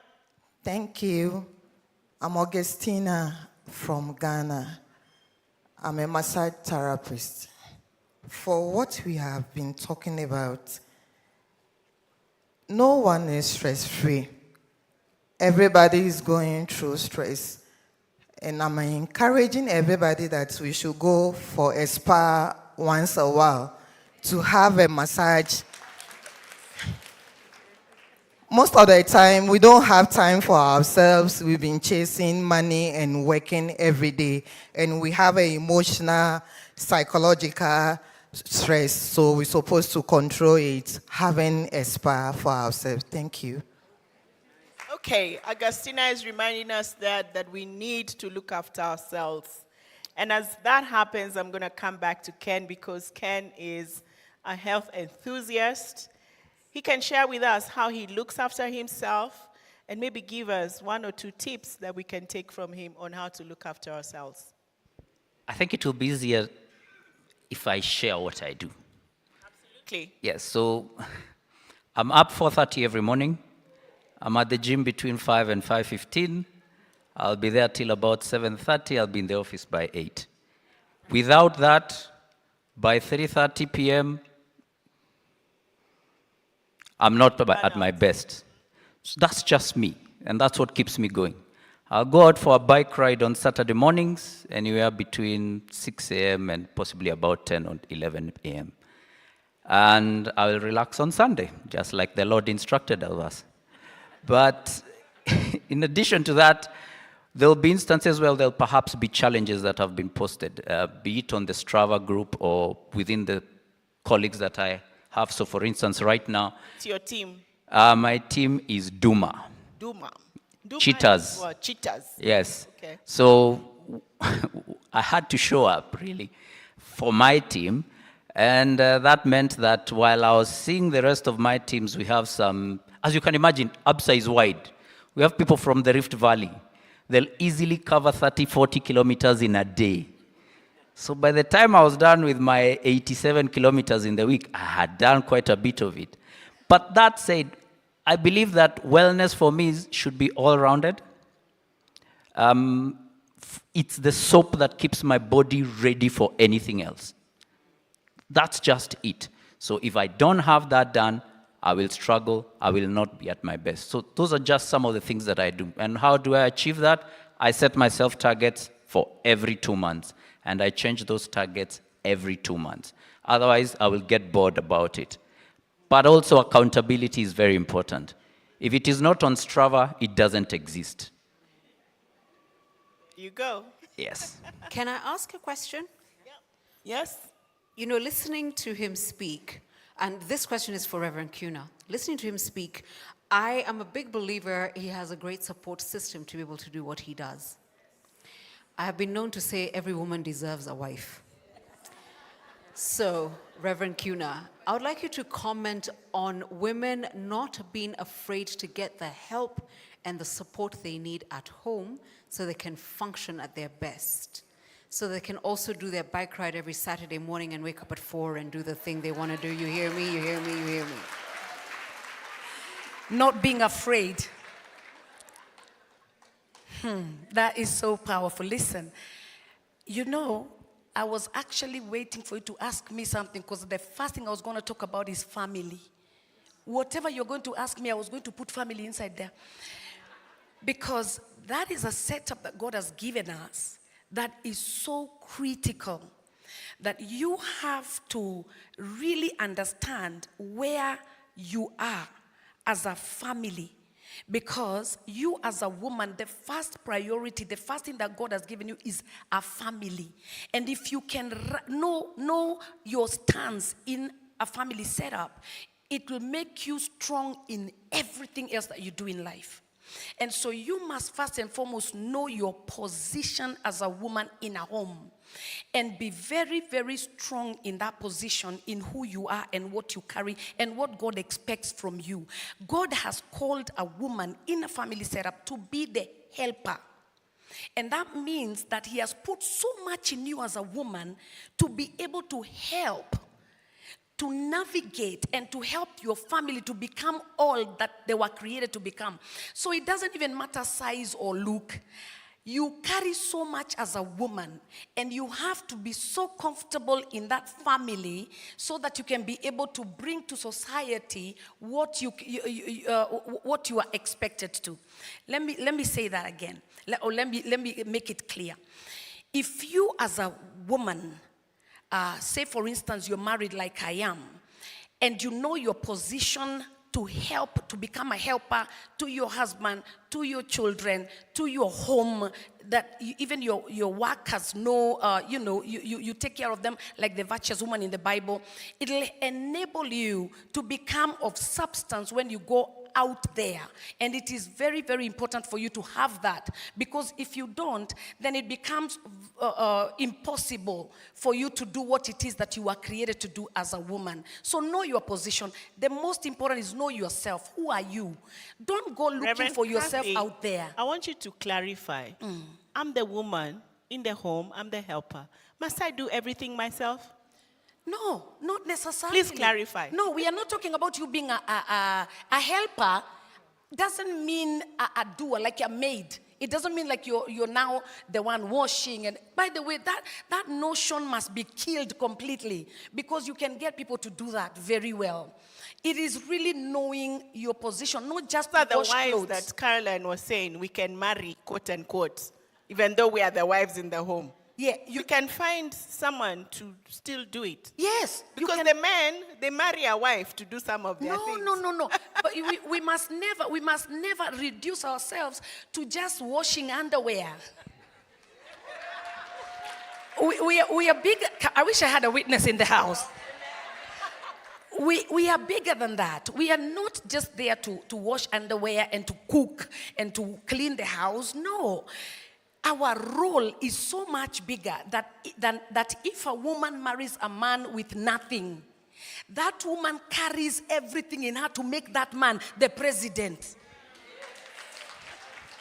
Also, we are not supposed to shout here. We can shout. Come on, put your hands together and say hallelujah. So what I'm saying is this, that we must not belittle ourselves and forget what we have and who we are. You must know yourself as a woman, what it is that you carry, what mandate God has placed over your head, and then sit comfortably in it. And I'm not saying you take the position of being a man. It actually doesn't even look good when you start becoming the man of the house. You take your position as a woman and run with what God has put in your spirit, and you'll be surprised how much power you carry as a woman to change the lives of those loved ones and the lives of those out there. And so it is very important for you as a woman to know who you are. Who are you? What do you carry? What's your mandate? Where are you going? What are you fulfilling? You can't fulfill everything, but there is one thing that God has called you to fulfill. What is that thing? Get a hold of it and become so good at it that you're unbeatable. Thank you so Hallelujah. much. You know what? Yes. It's getting juicier, but we need to wrap up. Yes. Okay? Somebody so has this is to how get we're to going to wrap JKIA. up from my panelists. Yes. You know, we come here, we say this is the third Inspire Me conference. Some of us, like me, we're here a third time, right? First time. But I want to challenge you next year when you come and you're at this session, what is it you are going to have done differently? And that's what I'm going to ask my panelists to challenge us from their respective areas. Give us a task or something, even as you're doing your parting shot, so that when we come back next year, we can all be able to say, because I listened to this wellness, being resilient in my mental well-being, this is what I did, and because of that, this is what I have achieved. I'm going to start with you, Mumbi. So I think for me, the challenge I want to leave with everyone is the many women who are here who have employees. Role model for your female employees what you want to see in a woman. Role model it. Don't come out as the perfect superwoman, because none of us is. So you show up in the office as a woman. I go into my team, and sometimes I tell them, today is not a good day. Yeah? I am experiencing the following things. I am perimenopausal. So that morning, when I woke up with a very bad headache, and I really don't want to be stressed, I tell sometimes my check-ins. We do check-ins in our team meetings. I don't know how many of you do check-ins. Create a safe environment for people to honestly tell you as a team where they are at. In that check-in, today was a bad morning, please, and I'm a woman and I'm proud of it. Yeah, that doesn't mean that I'm not effective. It's just that I can reduce some of it. So my challenge is role model what you want to see in your female colleagues, but also generally in all the employees, and allow yourself. So when you take leave so that when your employees take leave, they also can disconnect. Because one of the challenges we have is you say you've taken leave, but every day you call, you are responding to all the emails. So when they go on leave, they're also checking their emails because they think that that's how you communicate. So that's a challenge I would throw as my checkout. Thank you. Mercy, give me a moment. Mumbi, I need to take you off stage. JKI will not wait for you. Thank you Please, so much. clap for Mumbi as she leaves. Let's clap for Mumbi. She has done an amazing job. We do not want her to miss her flight. It has been awesome, and it's been great having her. Thank you. Next, I'm going to come back to you, Victoria. Your parting shot and challenges. What can we do? What can I do so that next time I'm better and I'll say, I did this for myself? Thank you, Mercy. I think what you can do is to really understand how to cultivate resilience, right? Because when you talk about resilience, it's your ability to bounce back from any adversity or any challenges that you're experiencing. If you look at yourself holistically, and I'll ask you to Google the 8 dimensions of wellness, you will be able to pinpoint every area of your life and how you can actually use it to make yourself be well mentally and to sustain mental well-being. Businesses will come and go, there'll be challenges here and there, but I think Charles Darwin, it is attributed that, he said that it is not the most intelligent, nor the strongest, but the most adaptable to what? To change. I think that's my parting shot. And that includes our tax environment and everything that comes with it. Okay, Reverend Kuna, tell us, how can we respond from a spiritual point of view, action, so that next time we're better people? Get a mentor. Don't walk this thing alone. Life is full of challenges. We've seen that. Who is your mentor? Who is your to-go-to? Who are the people that you learn from? Make sure that you don't just do life alone. We can't be isolated. We can't be islands. Get a mentor who you can learn from and who you can also listen to, because a mentor brings in correction. A mentor will be able to show you direction. A mentor will be able to safeguard you. And so it's very, very important for you to have a mentor and know who that is. Some people have people they call mentors who are so far away that they can't really have a one-on-one. You need to have somebody that you can call at any time, somebody who is close to you, somebody who you can be naked and not ashamed. You can totally remove your mask and tell them this is where you're at, and they can be able to mentor and help you in life's challenges and where it is that you want to go. So mentor is very, very, very, very key to what you will become in life and your next steps to where you want to go. Thank you. Before you put off your mic, I know you have a mentoring school, and I know you have a conference coming up for women. I'm giving you 30 seconds to tell us about it. Okay. You don't start counting now. I'm kidding. And Caroline is looking at me like, yes, 30. So we have a Daughters of Zion School of Mentorship. I have a Daughters of Zion ministry that started 23 years ago now. 21 years ago, in 2003, to raise up the standard among women. And we have seen a lot of women raised up from many spheres of influence, and especially when it comes to their marriages, their home stayed, and that's why I'm very, very key on family. And so we bring in women and men from all walks of life. Like this year, we are having Dr. Cindy Trim, we are having Prophetess Leslie Osei, we are having Sunmi Sola. You can Google them. And she's here with her team, so you can look for them and they will give you more details on Yes, that. we'll give you more details. And we have forums like this during the day, and maybe we are going to have Caroline Mutoko do something, because I've loved the way you've moderated. And so we have forums like this for during the day where we teach on finances, we teach on wellness, and gym and exercise. You might call him too. Hey, so see me after this.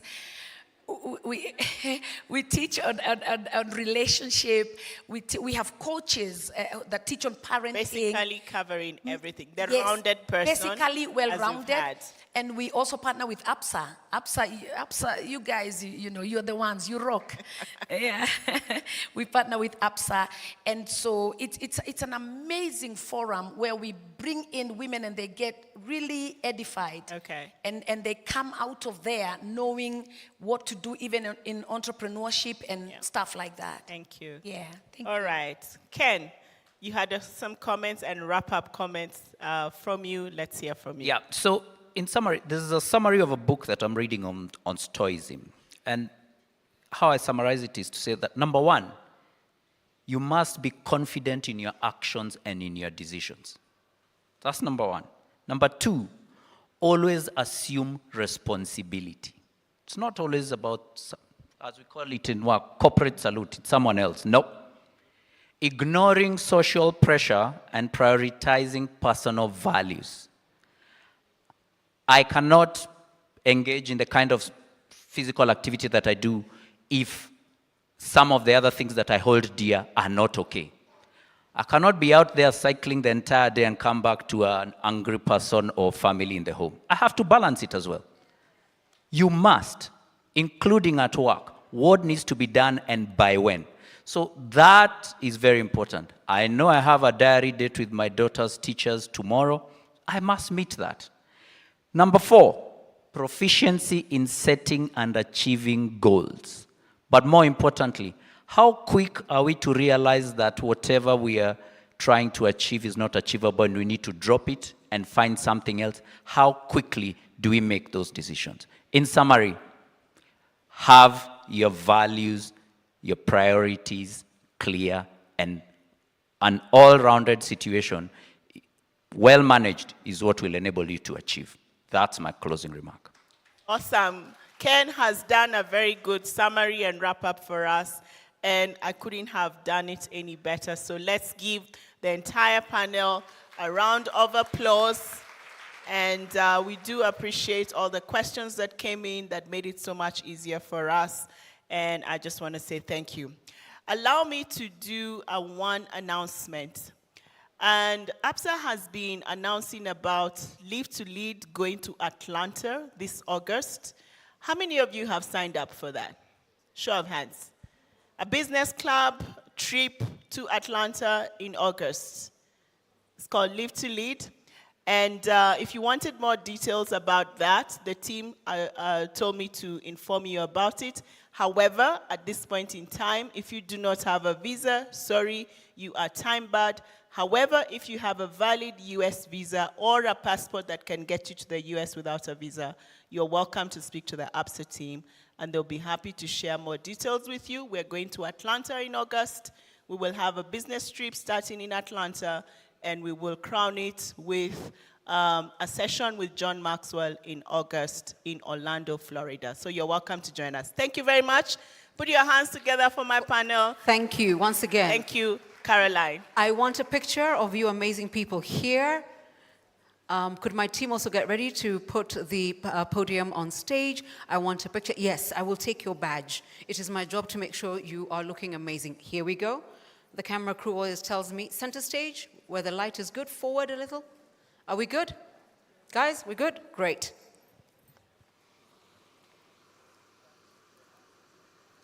A round of applause once again for this amazing panel. I'm also making sure that each one of you gets off stage with an amazing gift from Absa. Here we go. One.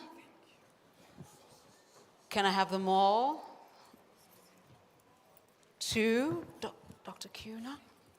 And here we go. Mercy, am I giving you one? Do you? No, you're almost family. You're almost family. There you go.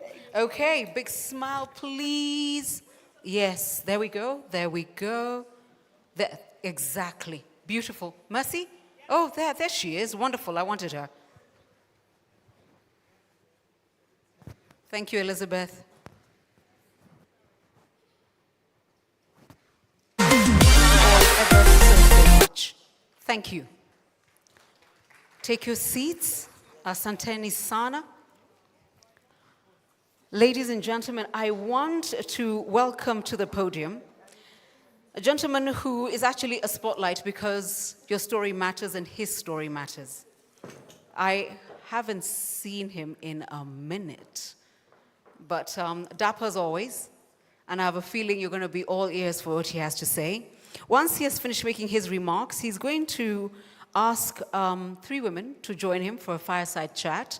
Elizabeth Wasuna, Gina Din, my heart, Professor Caroline Elkins, to talk about the Daughters of Africa, and they'll close out this fireside chat. It's about reinventing for growth and impact. But right now, please put your hands together for a very dapper gentleman, a man who loves Africa, the brand that is Africa, the brands that are Africa. He is Tebe Ikalafeng, founder and CEO of Brand Leadership.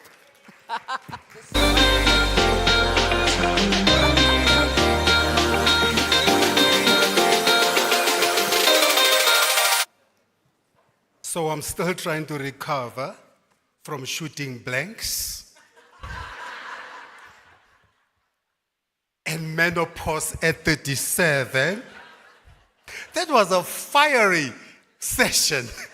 It was on fire. Ladies, how awesome was that session?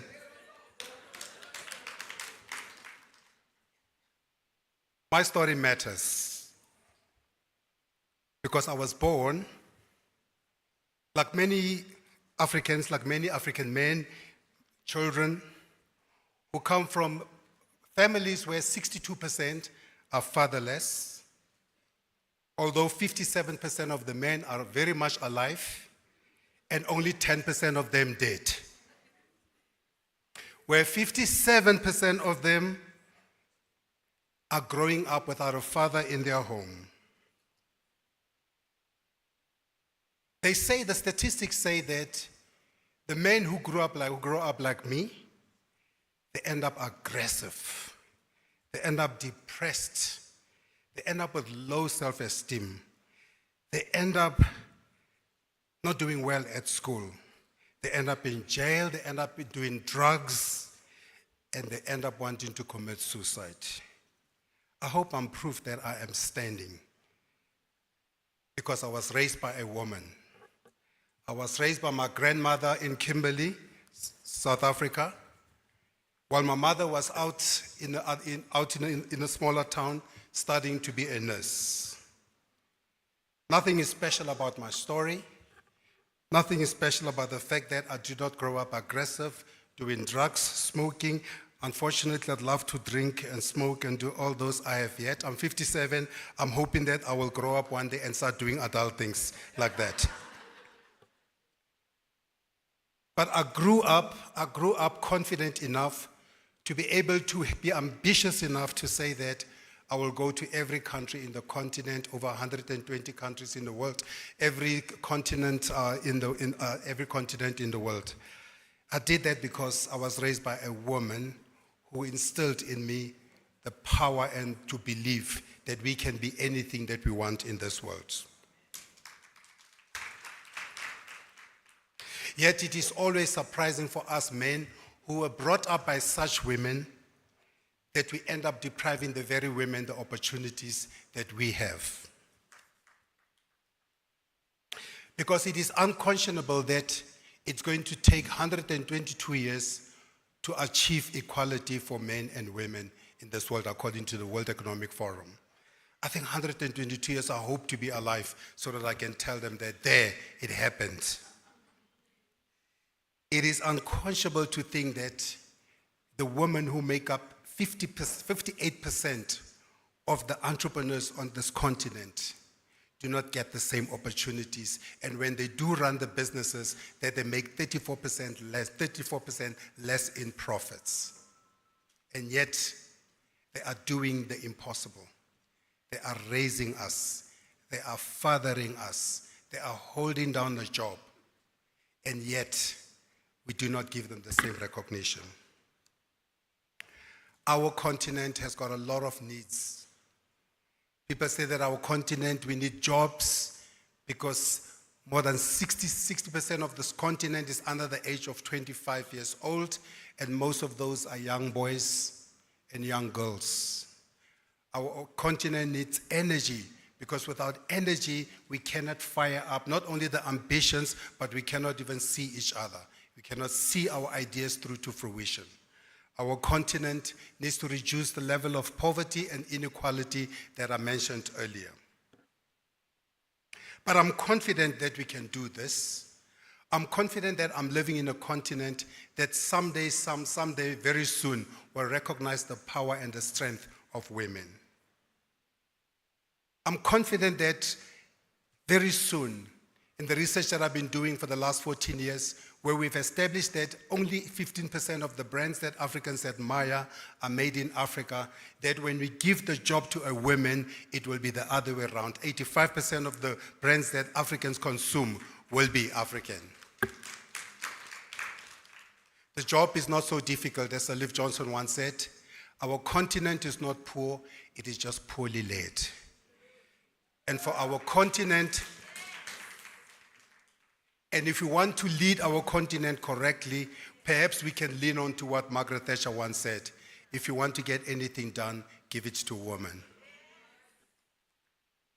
We know this because as men, we look at you, as Maya Angelou once observed.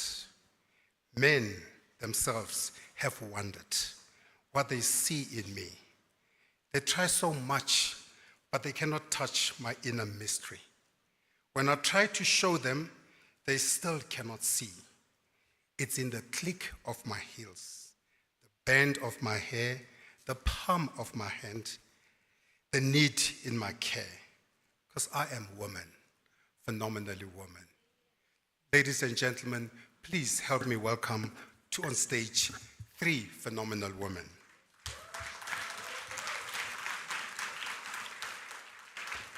First up, as Africans, our guests, we have to put our guests up front. I would love to invite a good friend of ours, Professor Caroline Carey Elkins from Harvard University, where I know all of us want to end up one day. Professor Caroline Elkins. I was saying to Prof, I'm not going to read your incredibly distinguished biography. I think everybody can Google Prof. But the one thing that they will look into, they will look in Prof's incredible book, her first book, Imperial Reckoning, the untold story of Britain's Gulag in Kenya, which won a Pulitzer Prize. An incredible book which speaks about the brutality of Britain between 1952 and 1960 here in Kenya, which was hidden which was hidden from many of us until Professor Caroline. Professor Caroline, we're terribly grateful for the book and to have you here among us. I would like to invite on stage what everybody will say, will agree, the first woman of communications in Kenya. A young woman born in Nyanyuki, a trailblazer in the communication industry, an unparalleled authority in public relations, who has been awarded multiple awards in this country and beyond this continent, Africa's daughter, Janadine Kariuki. And finally, our host, Elizabeth Wasuna Ochoa, a pioneer in women in banking, over 25 years experience showing that women do lead better than men.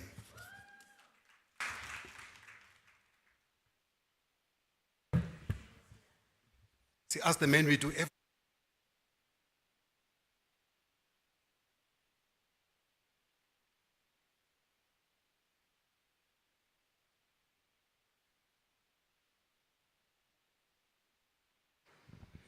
Everybody's got a microphone?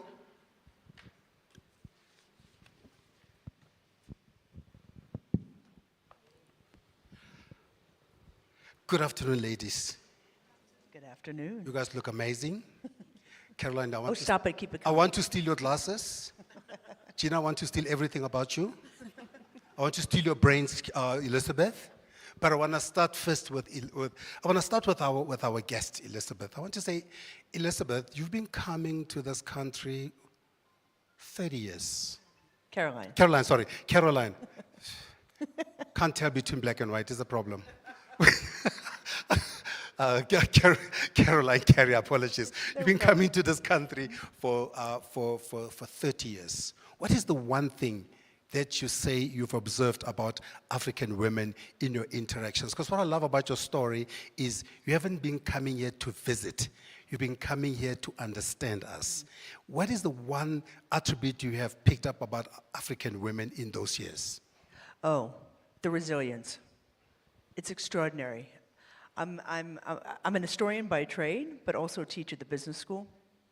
So I look at I'm a constant ethnographer, right? I drive people crazy. I'm always watching, and you never know what I'm thinking, but I'm always sort of cataloging.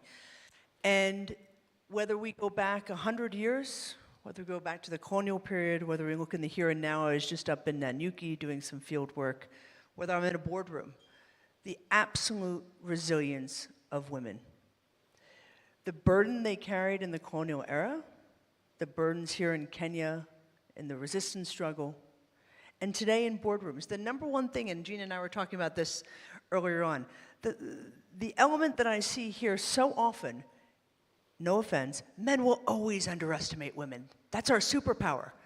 We creep up behind them, they have no idea. And the next thing you know, we're not in the rearview mirror anymore, we're up there. But the resilience that it requires to get to that point. Gina, you've never been underestimated, or have you? I mean, I think it was 97 or so when you left Barclays. Did we underestimate you? Yes. Well, and I mean, if we did underestimate, how did you show us up? Well, I kicked enough doors down, and I think just to go back, so I started my life with Barclays that then morphed into Absa. And so when I hear the stories of how Absa has given women so many opportunities, it's just part of their DNA. It's part of what they do. It's part of what they did for me in taking a risk on me at the age of 21. But it's also what made me decide that, the doors I've kicked down, I want to make sure that they're open and that more and more women get into those rooms where decisions are being made. And so I think I underestimated myself, Tebe, to be honest. So you underestimated what you were able to do. I did, yeah. I never, I was brought up as a girl. I was brought up not, realizing that I could do everything that I've done. And so I'm very proud of who I've become and who I am because I didn't even think I was capable of doing that. Well, Elizabeth, I mean, you've been doing this for 25 years now, and you've pioneered the concept or really brought women into banking. And how have you been able to break down the barriers? Gina talked about she underestimated herself. Did you also underestimate what you are capable of doing? I mean, we're here because of you, rather because of Barclays, Absa, and what you, right? Yeah, thank you. I mean, that's always one of the questions that people keep asking. Did you ever think that it would ever be this big? Maybe not, but I was very sure with the mother and the grandmother I had, I was going to make a difference. The question was what it was going to be. So one of the things, I celebrate them because they also haven't seen where I am today. But I'm sure they're looking from above and just, we're very grateful for that. So I would say it takes a lot. And to the point that Reverend Kathy spoke about earlier on, having a vision, having a very clear vision, and not being allowed, don't allow yourselves to be shaken from that vision. If you're very clear about your vision, you plan your plan A, plan B, plan C. My team will tell you, that when I get hooked onto something, it's very difficult to get me off it. I must execute it, whichever way. It may mean I might put it aside for a little bit, but it must get done. So a conversation like this inspired me. I remember we sat with Susan Situma, who's now, moved on to another, another job. But we sat down and we said, is it possible for women to transverse the continent to have a conversation? And we thought, yeah, maybe let's do it virtually. No, physically. And look at what has happened today. We thank God for that. Yeah. Gina, while we're on, just one, when she says, look at where we are today. So in 97, when you left, what was the picture like? Could we see so many women here, or was it all blank shooters? So none of my role models were women, because they just weren't any. So I think that's who I want to be. I want to be the role model that I never had, because all my role models didn't look like me. They weren't, they were men in corporate jobs, because I didn't have any women that I could aspire to be. But having said that, I think when we look at mentors, we shouldn't just look at me, see what I've done, and I want you to do what I've done. I think mentors need to be people that are walking with you and doing it with you and helping you as you walk the journey of being an entrepreneur. So I think the whole definition of mentors has not only changed in they're more women, but they're also the definition of what a mentor is. And I think the kind of mentor I want to be is where we're walking alongside. So, Carrie, when you look then internationally and look at the women who are really doing well in the world, who are they looking up to? Or what are they doing different that African women can pick a leaf from? That's a wonderful question, and I just want to get back to, I love Gina's point about walking alongside someone, and I think when I think about mentorship, it's not about creating a carbon copy of you, right? And this ties into your point, which is what do I see in terms of women who have been successful? It's women who have given themselves the permission to be successful. They have given themselves the permission to not be, and I want to be careful with this, just mother, just wife.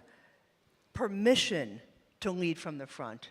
Permission to turn to Gina or Elizabeth and say, I need your help. I can be vulnerable with you because I know you won't hold that against me.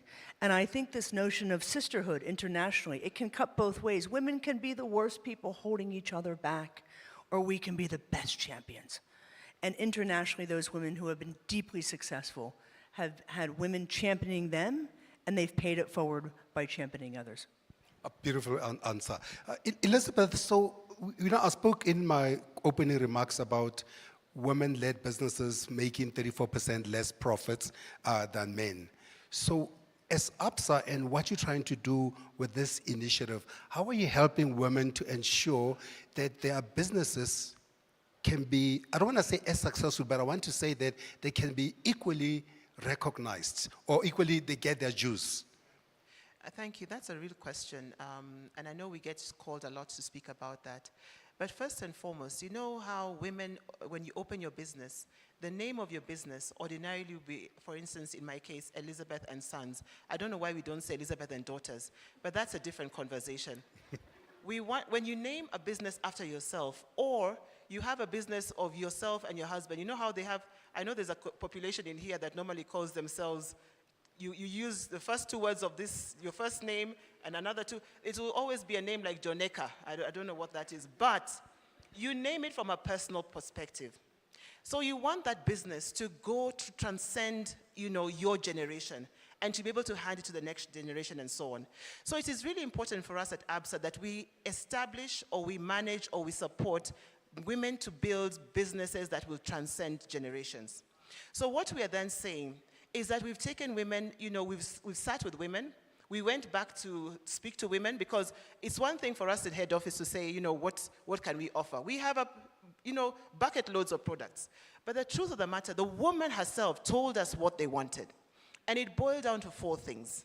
We kept on saying, can we have access to finances? And not just any finances, we want finances that are light on capital, or on collateral, because we don't have collateral.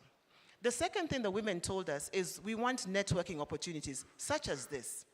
They also told us, we want opportunities for markets because we have the products we are able to deliver, we have the services that we can be able to offer, but we need those markets. So we've started that journey in Absa, taking women. Look, we have women from all over Africa in this conversation as well. And the last one, they asked us, after all these trainings, and in the last 3-4 years, we've had lots of training, whether it is online. We've been bombarded with training. People listen to training in the car, in their houses, as they're walking around. God knows we have a lot of training. But the truth is, do we have mentoring and coaching that will support those trainings? And so in our proposition, we have that clearly defined. And we don't do it alone. We have partners to be able to support us because, again, we are bankers. So we need people. We have organizations that are helping us in the mentoring and coaching situation to ensure that women have exactly what the men have to build a resilient business. Interesting. Gina, I want to pick up on that, but I want to look at it in two parts. The first part is we're talking about the names. How important has your name been to open up doors for you? Because I think everybody knows you across the continent, that your name, when you say Jenadin, karaoke, they know who's coming, they'll open the door. Has your name been important? That's one. And then second, linked to Elizabeth's comment about mentoring, and you spoke about mentoring somebody who walks next to you. Did you find those mentors in your journey? Or what role did they play in getting you to where you got to run your business? I mean, for what, over 20 years you ran your business? Yeah, it was actually 24. But I think, when I was at Barclays, I became the face of the brand. So, I worked for Barclays, but I was also, without me knowing, I was creating my own brand. And so 14 years into my journey at Barclays, and I was getting ready to pursue other things, it just made sense that everybody knew who I was to call my brand the name that everybody knew. Because if I went and said, I was Mount Kenya Communications or something, they would not have an idea. So it was very strategic that I named myself after a brand that I had already created. The second thing was mentors. I found, great mentors, all men, that have walked beside me and that have helped me. And that's I think that really, is at a point where it has to change, and I think it is changing. The one thing that I wasn't mentored enough on, as you know, I built the business and then I got acquired by the world's largest PR company. But no one really prepared me for that journey and what it was like to go through a due diligence by a global, very big boy, especially as an African brand. And so the one thing that I wish, and I hope, Absa will do a lot more of, is that, entrepreneurs need to be prepared for the end, with the end in mind. And nobody prepared me. And it was a very, very tough due diligence, 2.5 years. A due diligence that probably should have took more because I was an African brand. But I think those are the kind of areas that we need to look at, Elizabeth, is that it's great to talk about starting businesses and access to capital. And I don't know, Carrie, you might have some views on this, but preparing somebody for an exit is also equally important. So Carrie, perhaps comment on that in terms of how important it is to help women there. But I wanted to precursor that question with, we always say behind every great man is a great woman. And Gina said, well, I had a great name. I didn't need to go behind any great man. How important is it for you, or what have you learned in terms of how advantageous is it for women to stand out and say, I'm Jenna Den, and this is my business? Has that, in your studies, your travels, looking at women entrepreneurs around the world, how has that worked out? It's worked out, it's worked out well just because of the foundation that I put into creating my personal brand. I'm consistent, I'm trusted. So there's a lot of work that went into before I was able to go public and say, this is Gina Din, the brand, and I could be a great partner in your business. There was a lot of work that went into creating who I was as a personal brand while I was working for Barclays. I think it is important, and I'm very proud of the brand that I built. And Carrie, what have your observations been around the world in that space? Because if it's worked out for Jenna, maybe a couple others, maybe Carola Mutoko. I don't know if it's working well for the rest of the women because all of them are making 34% less, but they're working more than almost 60% occupying the business here while they're still holding a job. Yeah, I think a few thoughts come to mind. One is, which is when you said behind every successful man there's a woman. Behind every successful woman is a big pile of laundry and a sink full of dirty dishes, right? And it's true, right? You have to put your success first, along with other things that are top priorities. And it was so easy to allow all these others, the daily grind of life, the expectations, all these kinds of things. And what I love about Gina's story, and one of the things that I have certainly in my own work and getting back to sort of ethnographer recognized about very successful women and putting themselves first, is that they go out and grab it. They are not hesitant to say, my name, Gina Din, that's what people recognize, right? And so often when you sit around a table, and I'm sure many of us have been there, you sit around a table and an idea comes up and sort of people nod their head and then the guy says it and they're like, oh, great idea, right? When your name is attached to it and you are standing up there saying, and you stand up for yourself, you put yourself forward, because here's the thing. There's nobody out there who's going to care about your success as much as you. And one of the things that I love about hearing your story, Gina, and listening to your story, Elizabeth, is that you seem to intuitively understand that.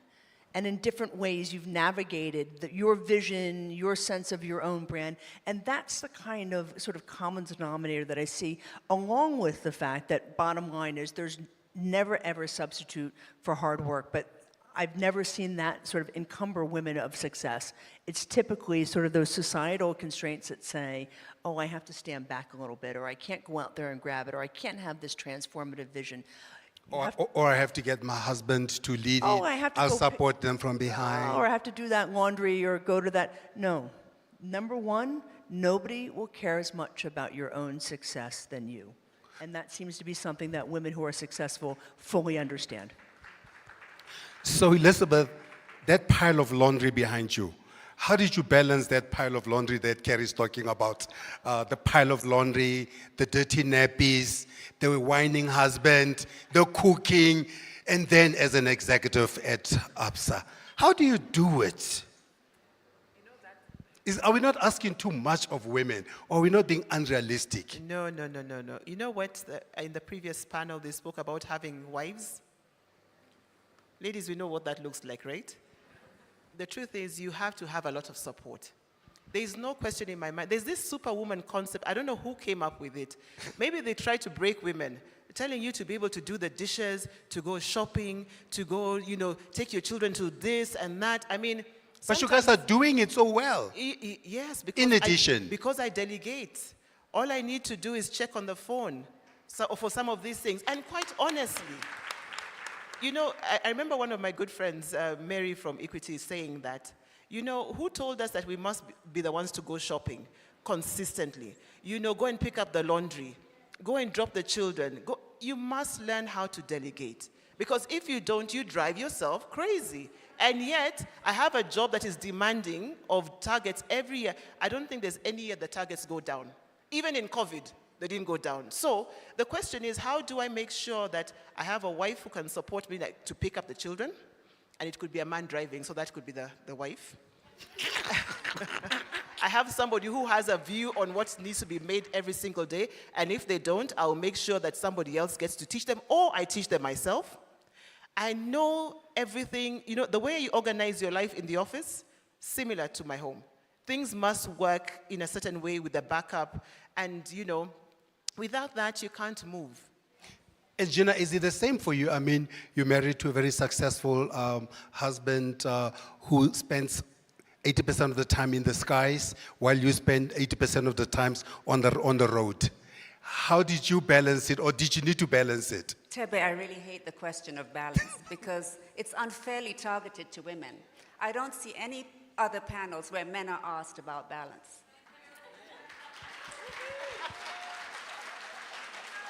I think the way you make it sound is that it's not possible to be a successful entrepreneur and a dedicated mother. And I am both. And many women here are both. So my success as a woman is precisely what Elizabeth said. I've delegated. I also have an extremely supportive family, incredible husband, 2 children that I get a lot of my inspiration from. But you can definitely be, a successful entrepreneur and a good mother and a good wife and be a great friend. But I never see this question given to any panel where men are. Men are very unfair, aren't they, Carrie, with their questions?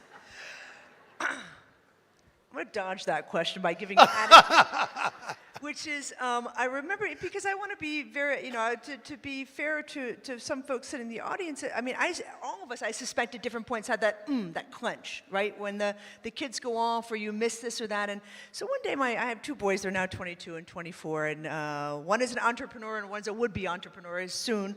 And I don't know, they were maybe about 8 and 10, and we were sitting at the breakfast table, and that was a time that I always insisted when I was home that I carved out. I sat with them, and I said to them, guys, I'm gonna miss, I don't know what I was missing, and I'm so different than these other mothers, and these are 8 and 10-year-old boys. My little one, the 8-year-old, who, by the way, throws around nickels like they're manhole covers. He's all about sort of what the bottom line is. He said, Mom, really, what do these women do all day? Like, seriously, like, you do real things. I don't know. And my point with this is that for these 2 young men, boys, now grown men, and I'm very proud of the partners they've chosen who have successful careers, they know no other way than a woman is supposed to go out there and be successful and be self-confident. And that's how that was their role model of womanhood. And so I think when we change the narrative and we think about storytelling and we think about how they narrate what it means to have a wife and to have a mother, their view, and I think it's probably the same for the both of you, is that their normative is that women go out and are hugely successful in their jobs. And I'm glad you spoke about stories because when you look at where the Absa brand is talking about your story matters. And Elizabeth, how are you ensuring that the stories of these incredible women entrepreneurs are being heard? Thank you. That's when we changed our brand, and last year I think engaged the purpose around empowering Africa's tomorrow together, one story at a time, because that became our purpose as a brand. It became important that we start capturing stories. So if I look back on the journey for the women proposition, we have taken a lot of stories, but what were we doing with them? Became the issue. It's like you collect a lot of data, but what do you do with the data? What does the data tell you? So today, our biggest piece is encouraging women, our customers across board, to tell their stories. Those stories shared in groups like this are so empowering because you learn something. You learn something different from everybody's story. You might be 2 people in the same industry, perhaps even on the same street, but your journeys are very different. The challenges that you go through are very different. And so telling your story begins to put together what we call, a vision for you. You don't have to make the same mistakes. You can hop, skip, and jump and move to the next level. So we're big on storytelling, but what I know is each and every woman in this room has a story, and we need to tell it. Well, Jenadine, you didn't wait for anybody to tell your story. You wrote your best-selling book, Daughter of Africa. And why was it so important for you to write that book and tell your story? And I guess that's the first part of the question. And the second part of the question is, how are you enabling other women to tell their story? Yes, absolutely. So after my business got acquired, COVID happened quite soon after, and there was this whole period that I look back on now and say, thank God it happened. I would not have had a book if I hadn't had the time and the space in which to write my story, Daughter of Africa. It was a very reflective process, but also quite important for me to see how far my journey as a woman entrepreneur in Africa, how far I'd come. And when my book came out, and Tebe, you were part of the launches that I've had in various countries, but I realized that my book was really going to be a catalyst for the many other women on the continent who have strong and powerful stories. Some that are just so inspirational, but they're not going to sit down. Many of them are not going to sit down and write a book. So my passion and my drive right now is to collect as many of these stories of inspiring African women and to highlight and to amplify the voices of these women. So that's what I'm doing. I'm building a platform in which we're going to highlight the stories of these women. Thank you, Gina. I think that'd be wonderful. Clap hands for that. That's what I meant to say. Carrie, I mean, as a writer, storytelling is your business. I mean, you're a professor, you're a writer, and in your observations from female entrepreneurs in the continent, I imagine you also looking at it and says, why are these stories not being told? Absolutely, and I think, first of all, I think that the work that both these ladies to my left, it's very humbling, by the way, to be up here with the two of you, to my left, are doing to ensure that this happens. It's a combination of the motivation behind it and the platform for dissemination, which is a combination of these. Because look, what we know is that we as human beings, think about how you learn, each and every one of you. Think about something that was really important that you've learned. It wasn't some framework or somebody gave you a good theory. We as human beings learn through stories, always. Right? Stories, how a story is assembled, it has to inspire, whether an individual or a community or an organization. And so for female entrepreneurs, it's not just, and I want to say just because your stories are incredible, each and every one of you, but it's how you tell the story, right? How you tell the story. How do you understand and how can you communicate in the most, honestly, simplest of terms in ways that can inspire? And I think one of the things that I love working with Gina on, and we're beginning work now with Elizabeth, is thinking, how do we narrate these? How do you begin your story? Think about a great story you heard. Where does it start? Where does it stop? You ever hear a story and somebody gives you lots of details and you just kind of glaze over? Right? How do you pace your story? How do you narrate it? So it's not just the content, it's the style, it's the form. And I think so it's one of the exciting things to think about when I think about the work that's ongoing now on the continent and the work that's being spearheaded right here by women on the stage. I am going to ask, Kerala Mutako, with your permission, perhaps there's 2 or 3 people who have questions for these 3 incredible women. Whose stories are quite inspiring, and they may want to get 1 or 2 tips on how their stories can be amplified. Any questions? You know me, I'll run up to where you are. Honestly, it had to be from the back of the room. Is that even fair? Look at that. Look at that. There's one somewhere here. Okay, I'll start there and somehow I'll get to you, okay? And Professor Elkins, I believe you also have an announcement to make. We will be No. I'm just letting you to know to get ready. We'll close with that. You'll close with that. Okay, super. We'll start with a question here before I jog to the other side of the room. Hi, Gina. I think my question is with you. You are a queen in PR and marketing. However, as you created the Gina Dean brand name, are there things that could be an issue that you'd tell us these are red alerts if this happens to your brand, or if you're creating one and this is the obstacle, this is how to go about it?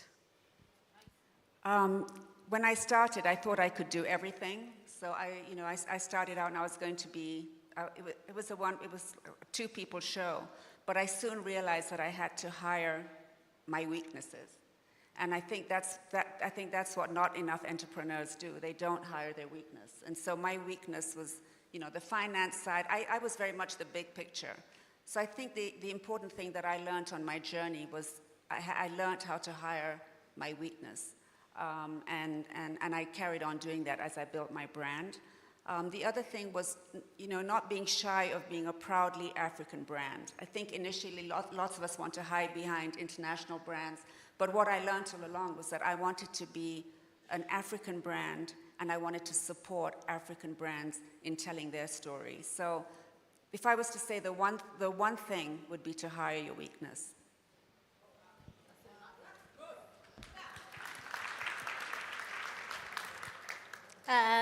Good evening. My name is Clara, founder of Supanguo. So my question goes to the women at the front. I'm a young entrepreneur, currently 22 years old. Thank you. And one of the scariest thing is going forward to people who are above 45, especially men. So how are you able to deal with that?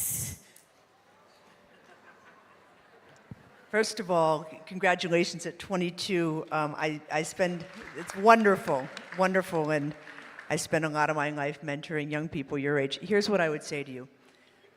Everybody in this room, think about it for a moment. Each and every one of you has a superpower. We all do. Think about, Gina just explained what hers, and what I would say to you is, I want you to think about what your superpower is and lean into it. Because nobody will have that superpower like you do. Not those 45-year-old men, not those 22-year-old men. It's your superpower, and that is what you have. That's the arrow in your quiver.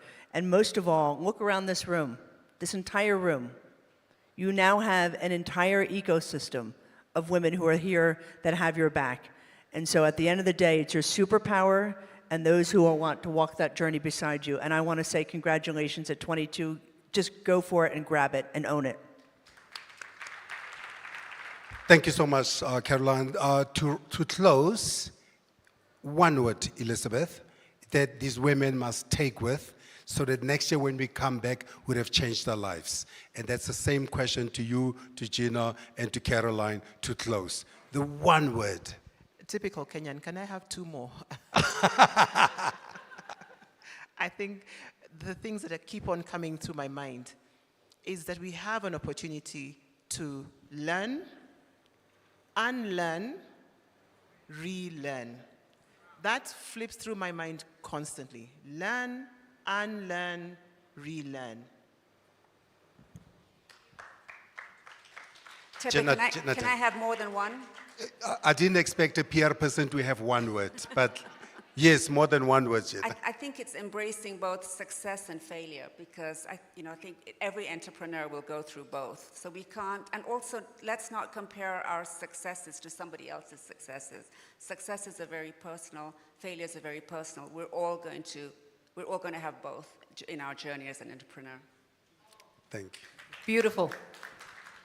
I think I'm the consummate educator, right? And so there's a wonderful psychologist named Carol Dweck who writes about the growth mentality, and that we should constantly be thinking about how we can grow beyond where we are.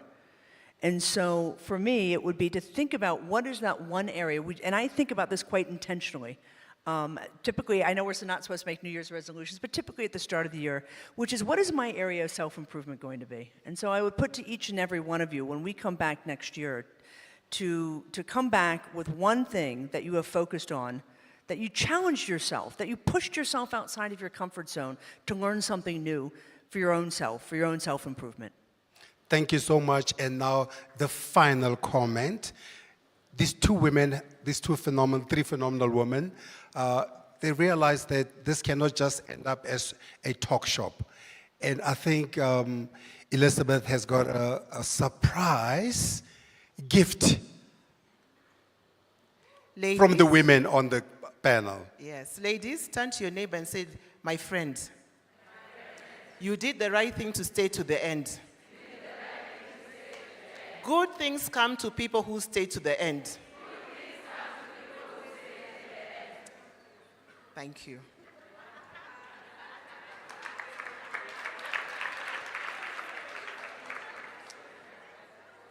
Ladies, the reason why I say this is because every time we go into conversations with women, we need to make sure that when we leave here, we leave with something that is impactful and is able to take us to the next level. Are we together? And one of the things that we've spoken about a lot in this conversation is how do we get mentored?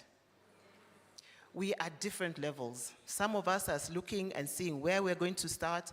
Others have started the journey. Others are on the journey. Others are thinking that they're ending the journey, but guess what? You can actually pivot to the next level.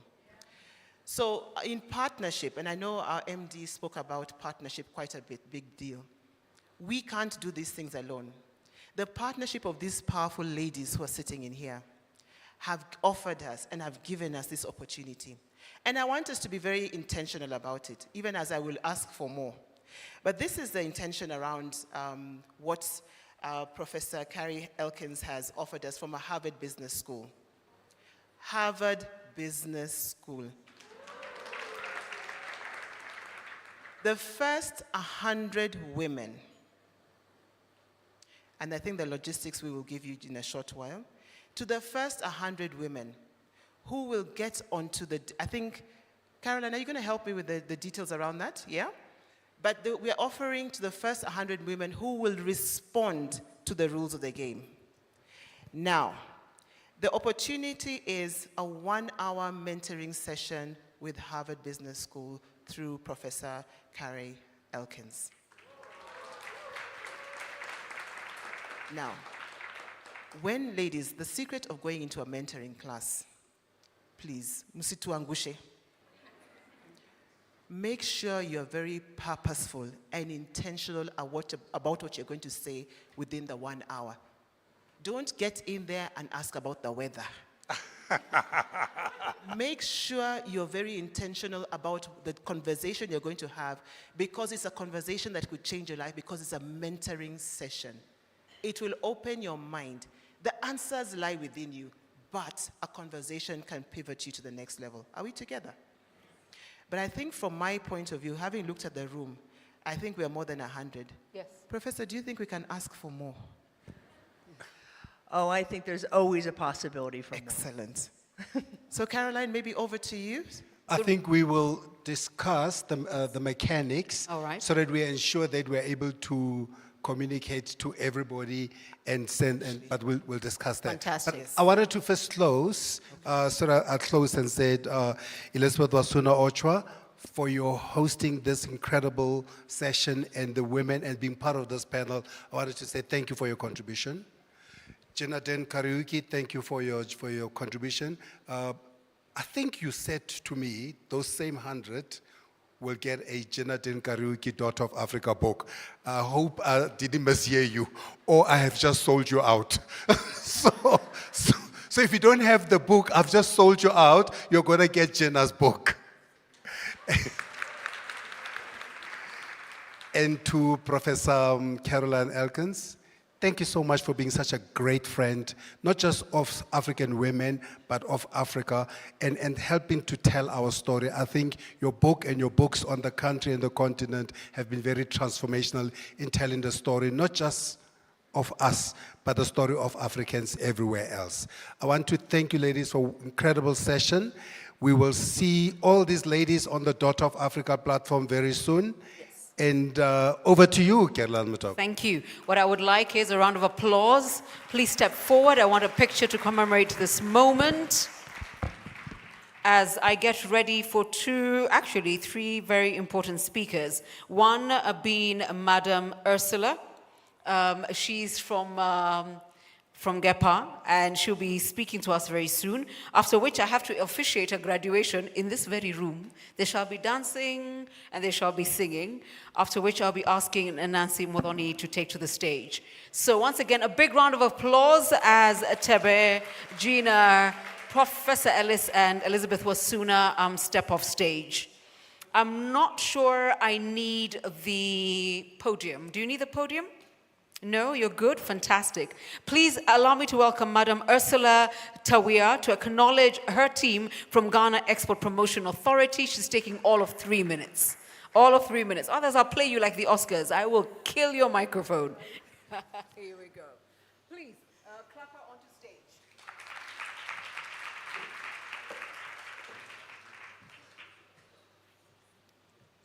Hello. My name is Eslatevia. I am the Regional Director for Western and Western North region of Ghana. I'm here on behalf of my CEO, Osafuhene Dr. Afua Sabia Asari, the first. Good evening, ladies and gentlemen. Esteemed colleagues and vibrant women entrepreneurs across Africa. It is an honor to stand before you at the Inspire Me Conference, a gathering that epitomizes the spirit of collaboration, empowerment, and inspiration. Since its inception in 2021, this conference has become a beacon for women in business, fostering a space where ideas are exchanged and stories of growth and transformation are shared. First and foremost, I extend my heartfelt gratitude to the organizers of this remarkable event. Your dedication to creating a platform that amplifies the voices of women entrepreneurs is truly remarkable.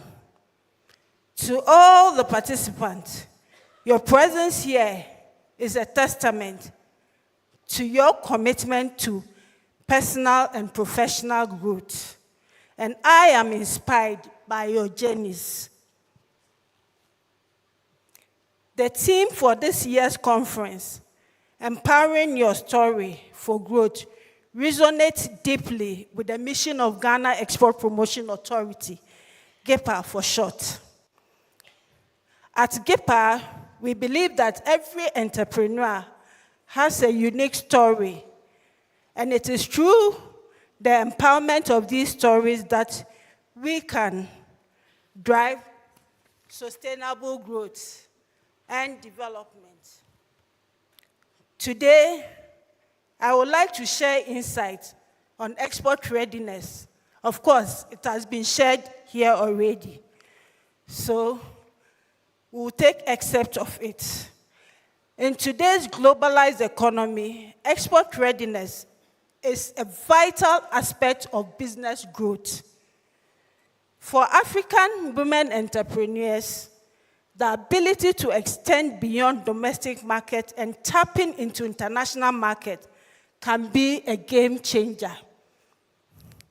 Exporting offers opportunities for increased revenue, business expansion, and exposure to global best practices. However, the path to export readiness entails strategic planning, capacity building, and a comprehensive grasp of market dynamics. For SMEs, understanding the target market marks the initial strides towards export readiness. It is imperative to ensure that your product meets international or quality standards and preferences of the target market. This may entail adopting product features, packaging, labeling to meet international norms. Priority should be given to quality control and continuous improvement to build a reputation for reliability and excellence. Networking stands as a powerful tool for growth. And so, leveraging platforms such as this conference can facilitate connections which fellow entrepreneurs, industry experts, and potential partners. Collaborative endeavors can lead to valuable partnership, mentorship opportunities, and access to new markets.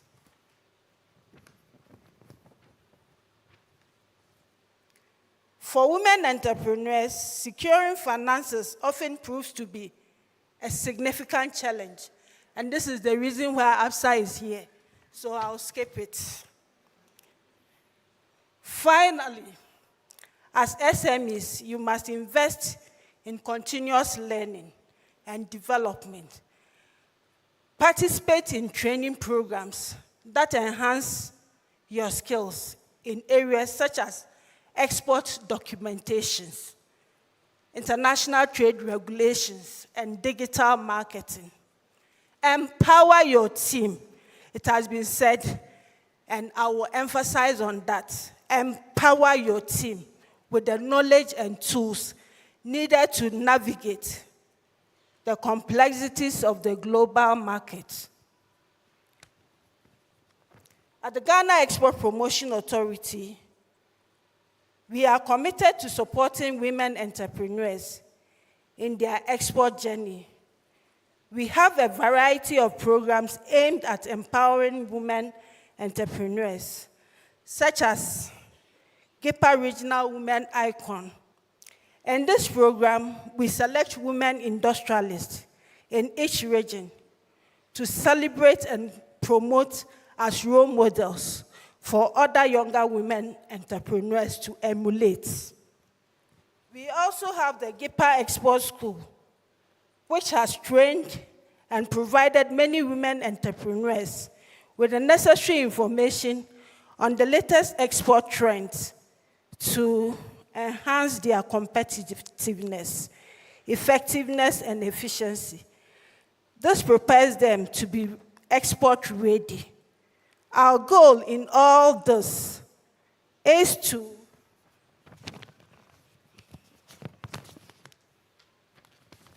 empower women entrepreneurs with the resources and knowledge needed to succeed in the international arena.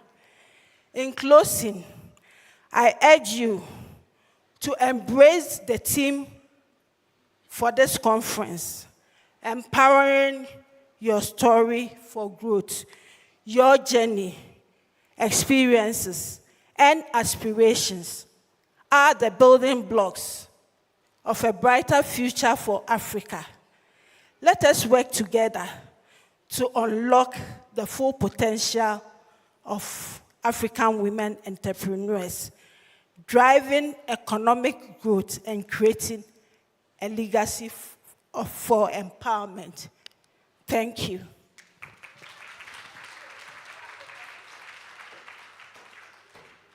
Thank you, Ursula. I'm still working on the modalities on how you get to your 1 hour of coaching with a professor. By the way, when I finally come up with it, you see, I'm sitting here thinking, do I do to you what they did to me when I applied to go to Harvard? Because they ask you, what is your executive challenge? And you're like, I have one. But I did have to write my essay, and I did very well, because remember, you don't just go, you're accepted. So I'm really thinking about that, and Elizabeth Wasuna and I will think about it. Right now, I'd like to get a graduation underway. There are people in this room who apparently went to school for how many months? 6 or 9? How long? How long were you in school for? 9 months. They were part of Melanin Capital. And this is the Melanin Capital graduation, and it will be handled by me, Melanie Keita, CEO and co-founder, Melanin Capital, and I want her here, because the first thing I'm going to do is recognize the top 9 graduates, okay? But first, I think you're going to tell us who you are, so that we know what we're celebrating.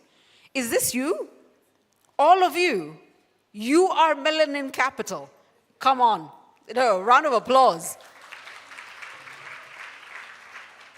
I'm going to give you the microphone. You got 3 minutes to impress everybody here about the graduation ceremony we're about to have. Thank you very much. Distinguished guests, CS Rebecca Miano, Absa CEO Mohamed Abdi, Absa Director Elizabeth Wasuna, the entire Absa Kenya team, AGF, AFAWA team, our partners, other delegates, the women in the house, and the men supporting women in the house, all protocol observed, good afternoon. Today, as the CEO of Melanin Capital, it is my greatest pleasure to welcome all of you, our inspiring graduates. Congratulations. Today marks the close of the first cohort of the Tungane 2X na Absa program, powered by Melanin Capital and supported by the African Guarantee Fund and the AFAWA program from the African Development Bank. After years of preparations and 9 months of credit readiness training where we worked hard on accounting, legal structures, pitching, and branding, we are finally here. We are finally here to celebrate all of you. And we are immensely proud and inspired by your stories. Today is a very important day for us at Melanin Capital because we started this mission with the team of Absa some years ago to think on how can we contribute to actually help women businesses to access financing. We've been hearing and hearing over and again that there is $42 billion missing since 2019. So where are we in this? How are we closing the gap? Are we getting even closer? Those are the questions that the Absa team, the Melanin Capital team, the AGF team, and the AFAWA team are asking themselves every day. And this support and this Tungane 2X program is our first stone towards that contribution.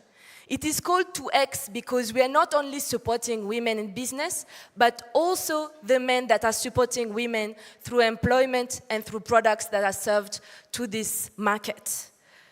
And the reason why we exist until today is because every single day we are working on making this gap smaller, on making sure that even one woman gets closer to getting financing, that one woman gets to get the first US dollars. And we'll see today where we are on that. And even if the road is very far towards helping all the millions of women that are still excluded, we are getting closer to sustainable growth, closer to access to markets, and closer to access to capital. So again, congratulations to all of you. We are extremely proud of your success and all the sustainable businesses that we've got to see during our pitch events and all the different activities of that program. And of course, we did not manage this alone. Thank you again to our partners, Absa Bank Kenya, AFAWA, and the African Guarantee Fund for making this possible. As I close, I would like to give you a last quote that was inspired from what I heard from the CS Rebecca Mianos this morning. It is a quote from Wangari Maathai, who is an environmentalist that I got to learn when I landed here in Kenya. She said, "Finally, I was able to see that if I had a contribution I wanted to make, I must do it despite what others said. I was able to see that it was okay to be who I was, that it was okay and all right to be strong." I love this quote because it reminds me and all of the women that it is okay to be unapologetic about ourselves, about our power, and it is all right to be strong. So with that, it is my pleasure to welcome our top graduates and to welcome Betty Meto, Project Officer of the Africa Guarantee Fund, followed by Eva Ruganzu, Manager East Africa Office of the African Development Bank, who will tell us about the partnership and share a few words about their support from those institutions. Thank you so much. Thank you. Thank you ever so much. Are those two people available? Because I do want to work in the interest of time. While they're making their way onto the stage, awesome. I just wanted to let you know, today is the last day, and all the exhibitors are giving discounts on shopping. And what Elizabeth Osuna has done is give everybody a shopping bag. So if you haven't gotten yourself a shopping bag, please collect one at the exit. Madame, the floor is yours, and you do have 2 minutes. Thank you, Caroline. Thank you, Melanin Capital. Mine today is to congratulate the graduates who have done a fantastic job. I met one of them today, and she was, so I asked her, so how was the program? And she's like, she's learned a lot. So without further ado, congratulations on successfully completing the Tungane 2X cohort program by Melanin Capital. This significant achievement reflects your dedication, hard work, and commitment to your personal entrepreneurial growth. We at Africa Guarantee Fund are proud of their achievements this far. We would like to extend our heartfelt congratulations and gratitude to Melanie Capital for their exceptional training and guidance throughout this program. Our sincere appreciation also goes to Absa Bank Kenya for providing the much-needed capital and ensuring that they are playing the pivotal role of bridging the financing gap facing women SMEs in Africa. Additionally, we deeply appreciate our other partners, which is the Africa Development Bank, whose initiative, the AFAWA program, supports the implementation of the AGF's Guarantee for Growth and Capacity Development Initiative. Your collective efforts have been instrumental in making this journey a success. To the graduates of this Tuungane 2X cohort, as you step forward, armed with the new knowledge and skills, you are not only advancing your own ventures, but also paving the way for other women in business. Go forth and use your voices, as Patricia said yesterday, to be the way makers for others, harnessing the new opportunities that lie ahead. Remember, as iron sharpens iron, so too will your experiences and insights continue to shape and inspire others around you. Your courage, resilience, and innovation are truly inspiring, and we are excited to see the remarkable impact you will continue to make in your respective fields. The network and the friendship you have formed here is invaluable as you navigate the journey ahead. Keep striving for excellence and never stop believing in the power of your dreams. Once again, congratulations to each of you. We celebrate your success and we look forward to witnessing your continued achievements. I would like to now...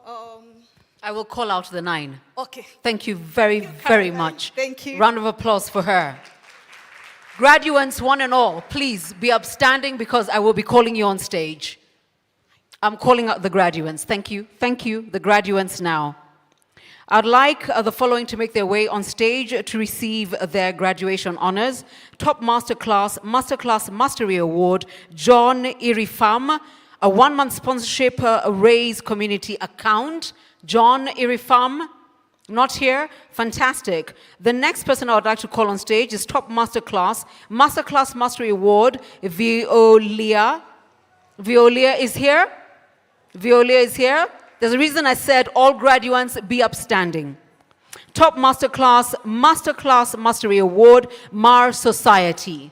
Mars Society, are you here? A top Impact Story, Rose Moses. Rose Moses, are you here? Congratulations. Top Growth Story, Mama Fua. Mama Fua is here. Top Green Champion Manufacturing, Anita Shaw. Top Green Champion Agriculture, Elizabeth. Top Green Champion Fashion, I'm looking for Nelly. Congratulations. Top Seller Winter. Top Seller Winter.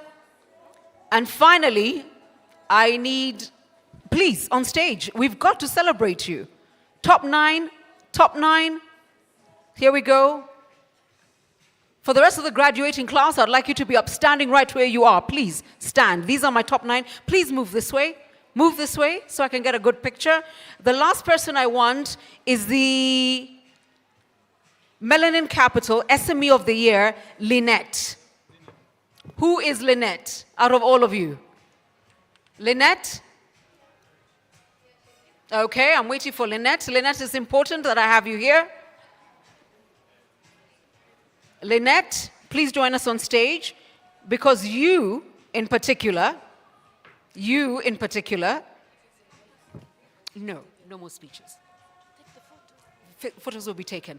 Elizabeth, the reason I want you on stage is because Lynette, please raise your hand.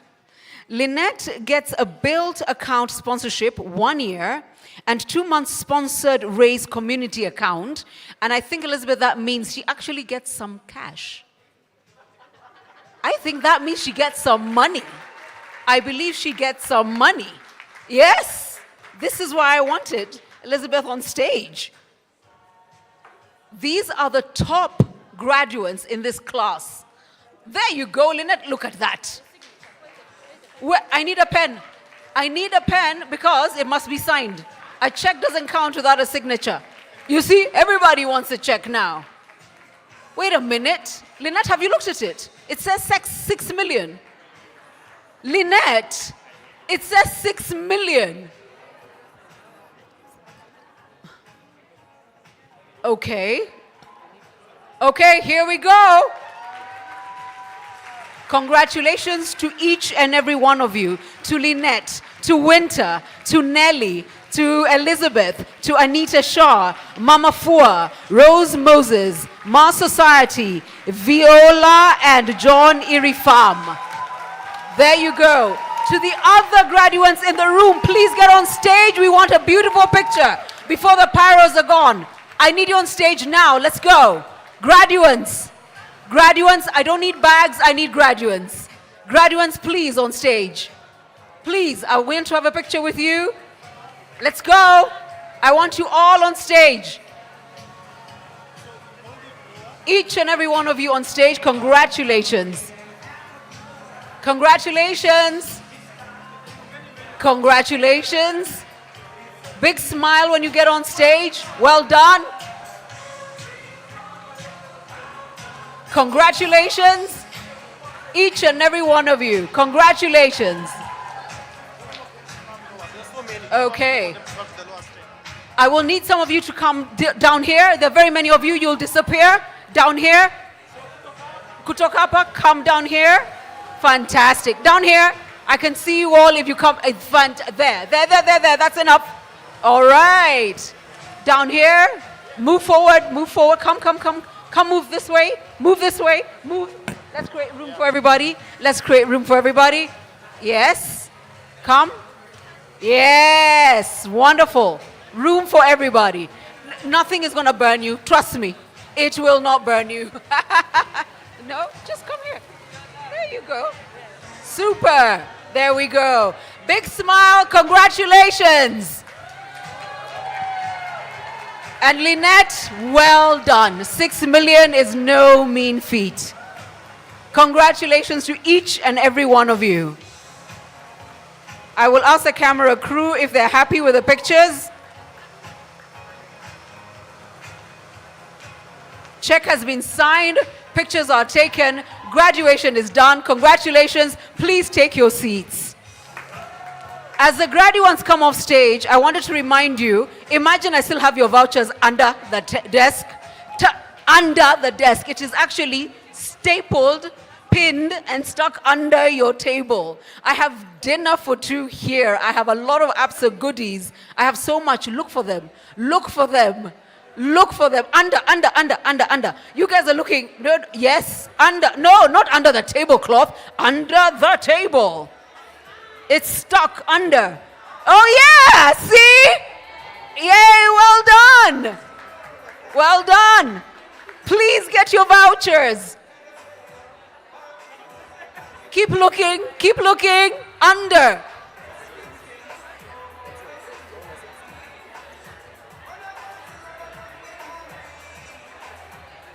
You see?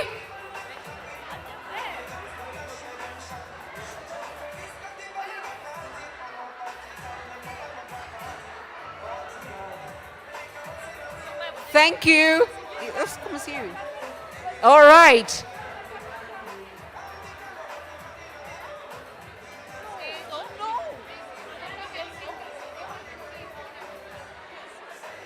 Thank you. You got your envelopes? You got your envelopes?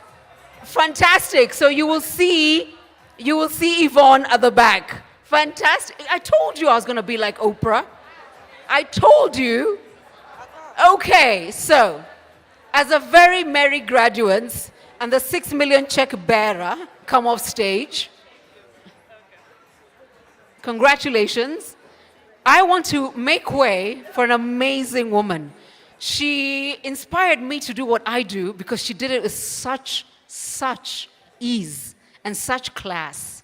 But she has been here since yesterday. She has been part of this conversation. She has smiled and cheered. She has learned, inspired, and actually been inspired. So I want to ask you to put your hands together for a person whose story matters, because you need to hear this story. No, come on up. Her name is Nancy Modoni. And Nancy, you better be the biggest, baddest speaker we ever had, because you are our last story at the Absa Inspire Me 2024.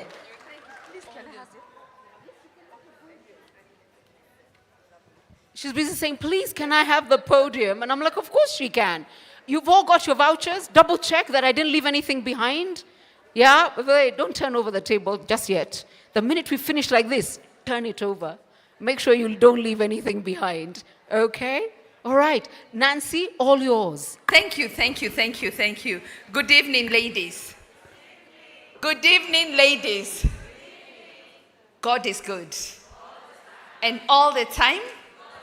Have you had a good time like I've had a good time? Good. I'm going to give you my story. And before I start my story, how many people watch the property show? There's something for? Good. I started my career in the financial sector and progressed in the real estate sector. From very early in my career, I realized that there was no place one could get information on anything, on everything real estate. Whether you wanted to buy, whether you wanted to rent, whether you wanted to understand the real estate sector, whether you wanted a lawyer, whether you wanted an architect, there was not one place that you could talk about and go and get that information. And because of that, everybody was losing money. At that time, I was working in a bank.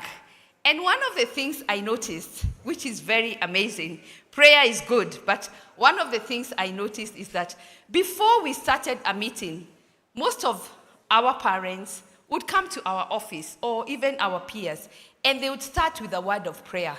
Would come your dad, your mom, and your dad would tell your mom before we start talking, Baba Kamau, ebu tuombe. And can you imagine going to the bank and starting your conversation with a prayer? Because you've been put in a corner and you don't understand what's going on. And after seeing the many people who are losing homes, people know that there's a season, mortgages, people were losing homes left, right, and center. People were losing their assets. And I realized they are not losing it because they are stupid. They are not losing it because they didn't do what is right. They are losing it because they didn't have information. And because they didn't have information, they didn't know what to ask. And as you know, we fill forms, we sign, and we don't know that they have a dotted line that one needs to look at. After seeing so many frustrations, I saw a niche where I would have an information hub, where my knowledge, my information that I had, everything that I had learned in the real estate sector through the bank, I can now show it to the people. And I felt strongly I could create the much needed information hub on all things real estate. That's how I started the show. And I'll tell you, when the show was birthed, before I started it, I started now telling my friends, I want to start the show, it's gonna be like this, it's gonna be like this. And my friends, some of my friends would ask me, utakuwa ukituambia nini kila wiki? And then eventually, when I did get the demo, because you have to get a demo, one of my brothers asked me when I went to show him, I can't hear what you're saying. You seem like uko na ngwashe kwa mdomo. You need to polish your English. And I told him, itaenda hivyo hivyo, I will learn as I go along. and that's how I actually started, because I felt whatever my mistakes and whatever I don't know. And as Rebecca Miano said this morning, all of us have that voice that tells us you're not good enough. I am in the financial sector. I am not I'm not a media person, and I'm going to take my weakness and what I don't know to the world. And my friends would tell me, you're nuts. How can you do that? And I told them, I will go. I will go and learn along the way. And that's how we came across the property show. Every Sunday, we've been now on air for the last 11 years. We are an award-winning show. Over 1 million people watch us every Sunday. We have activities where we take people to see the bus tour, to see what's available, and they come with us along. When we announce our bus tours, I can tell you, each one of you should come. And you know what? It removed shame. It removed the shame that you don't know what you're doing. We have sorry, this mic is moving. Sorry. We have the properties that we show you that you can buy for an investment or if you want somewhere to live. We show you how to decorate your home. We talk to interior designers. We show you the property news. We show you what you need to understand in the sector. We show you how to get a mortgage. Absa is one of our partners, and we show you how to get a mortgage. But more importantly, the new deals that are coming. And I'll tell you one. Today, if you want to buy a home for an investment, because people come and say, here, sitting room is not big enough for me. Start where you can, okay? So this unit goes for about 5.8 million. You need to pay a deposit. And after paying a deposit, Absa Bank, and they have not paid me to say this, Absa Bank will give you a loan. That mortgage goes to up to 20 years. You will be paying every month, because we are selling you this house during construction. You'll be paying every month 50,000 shillings.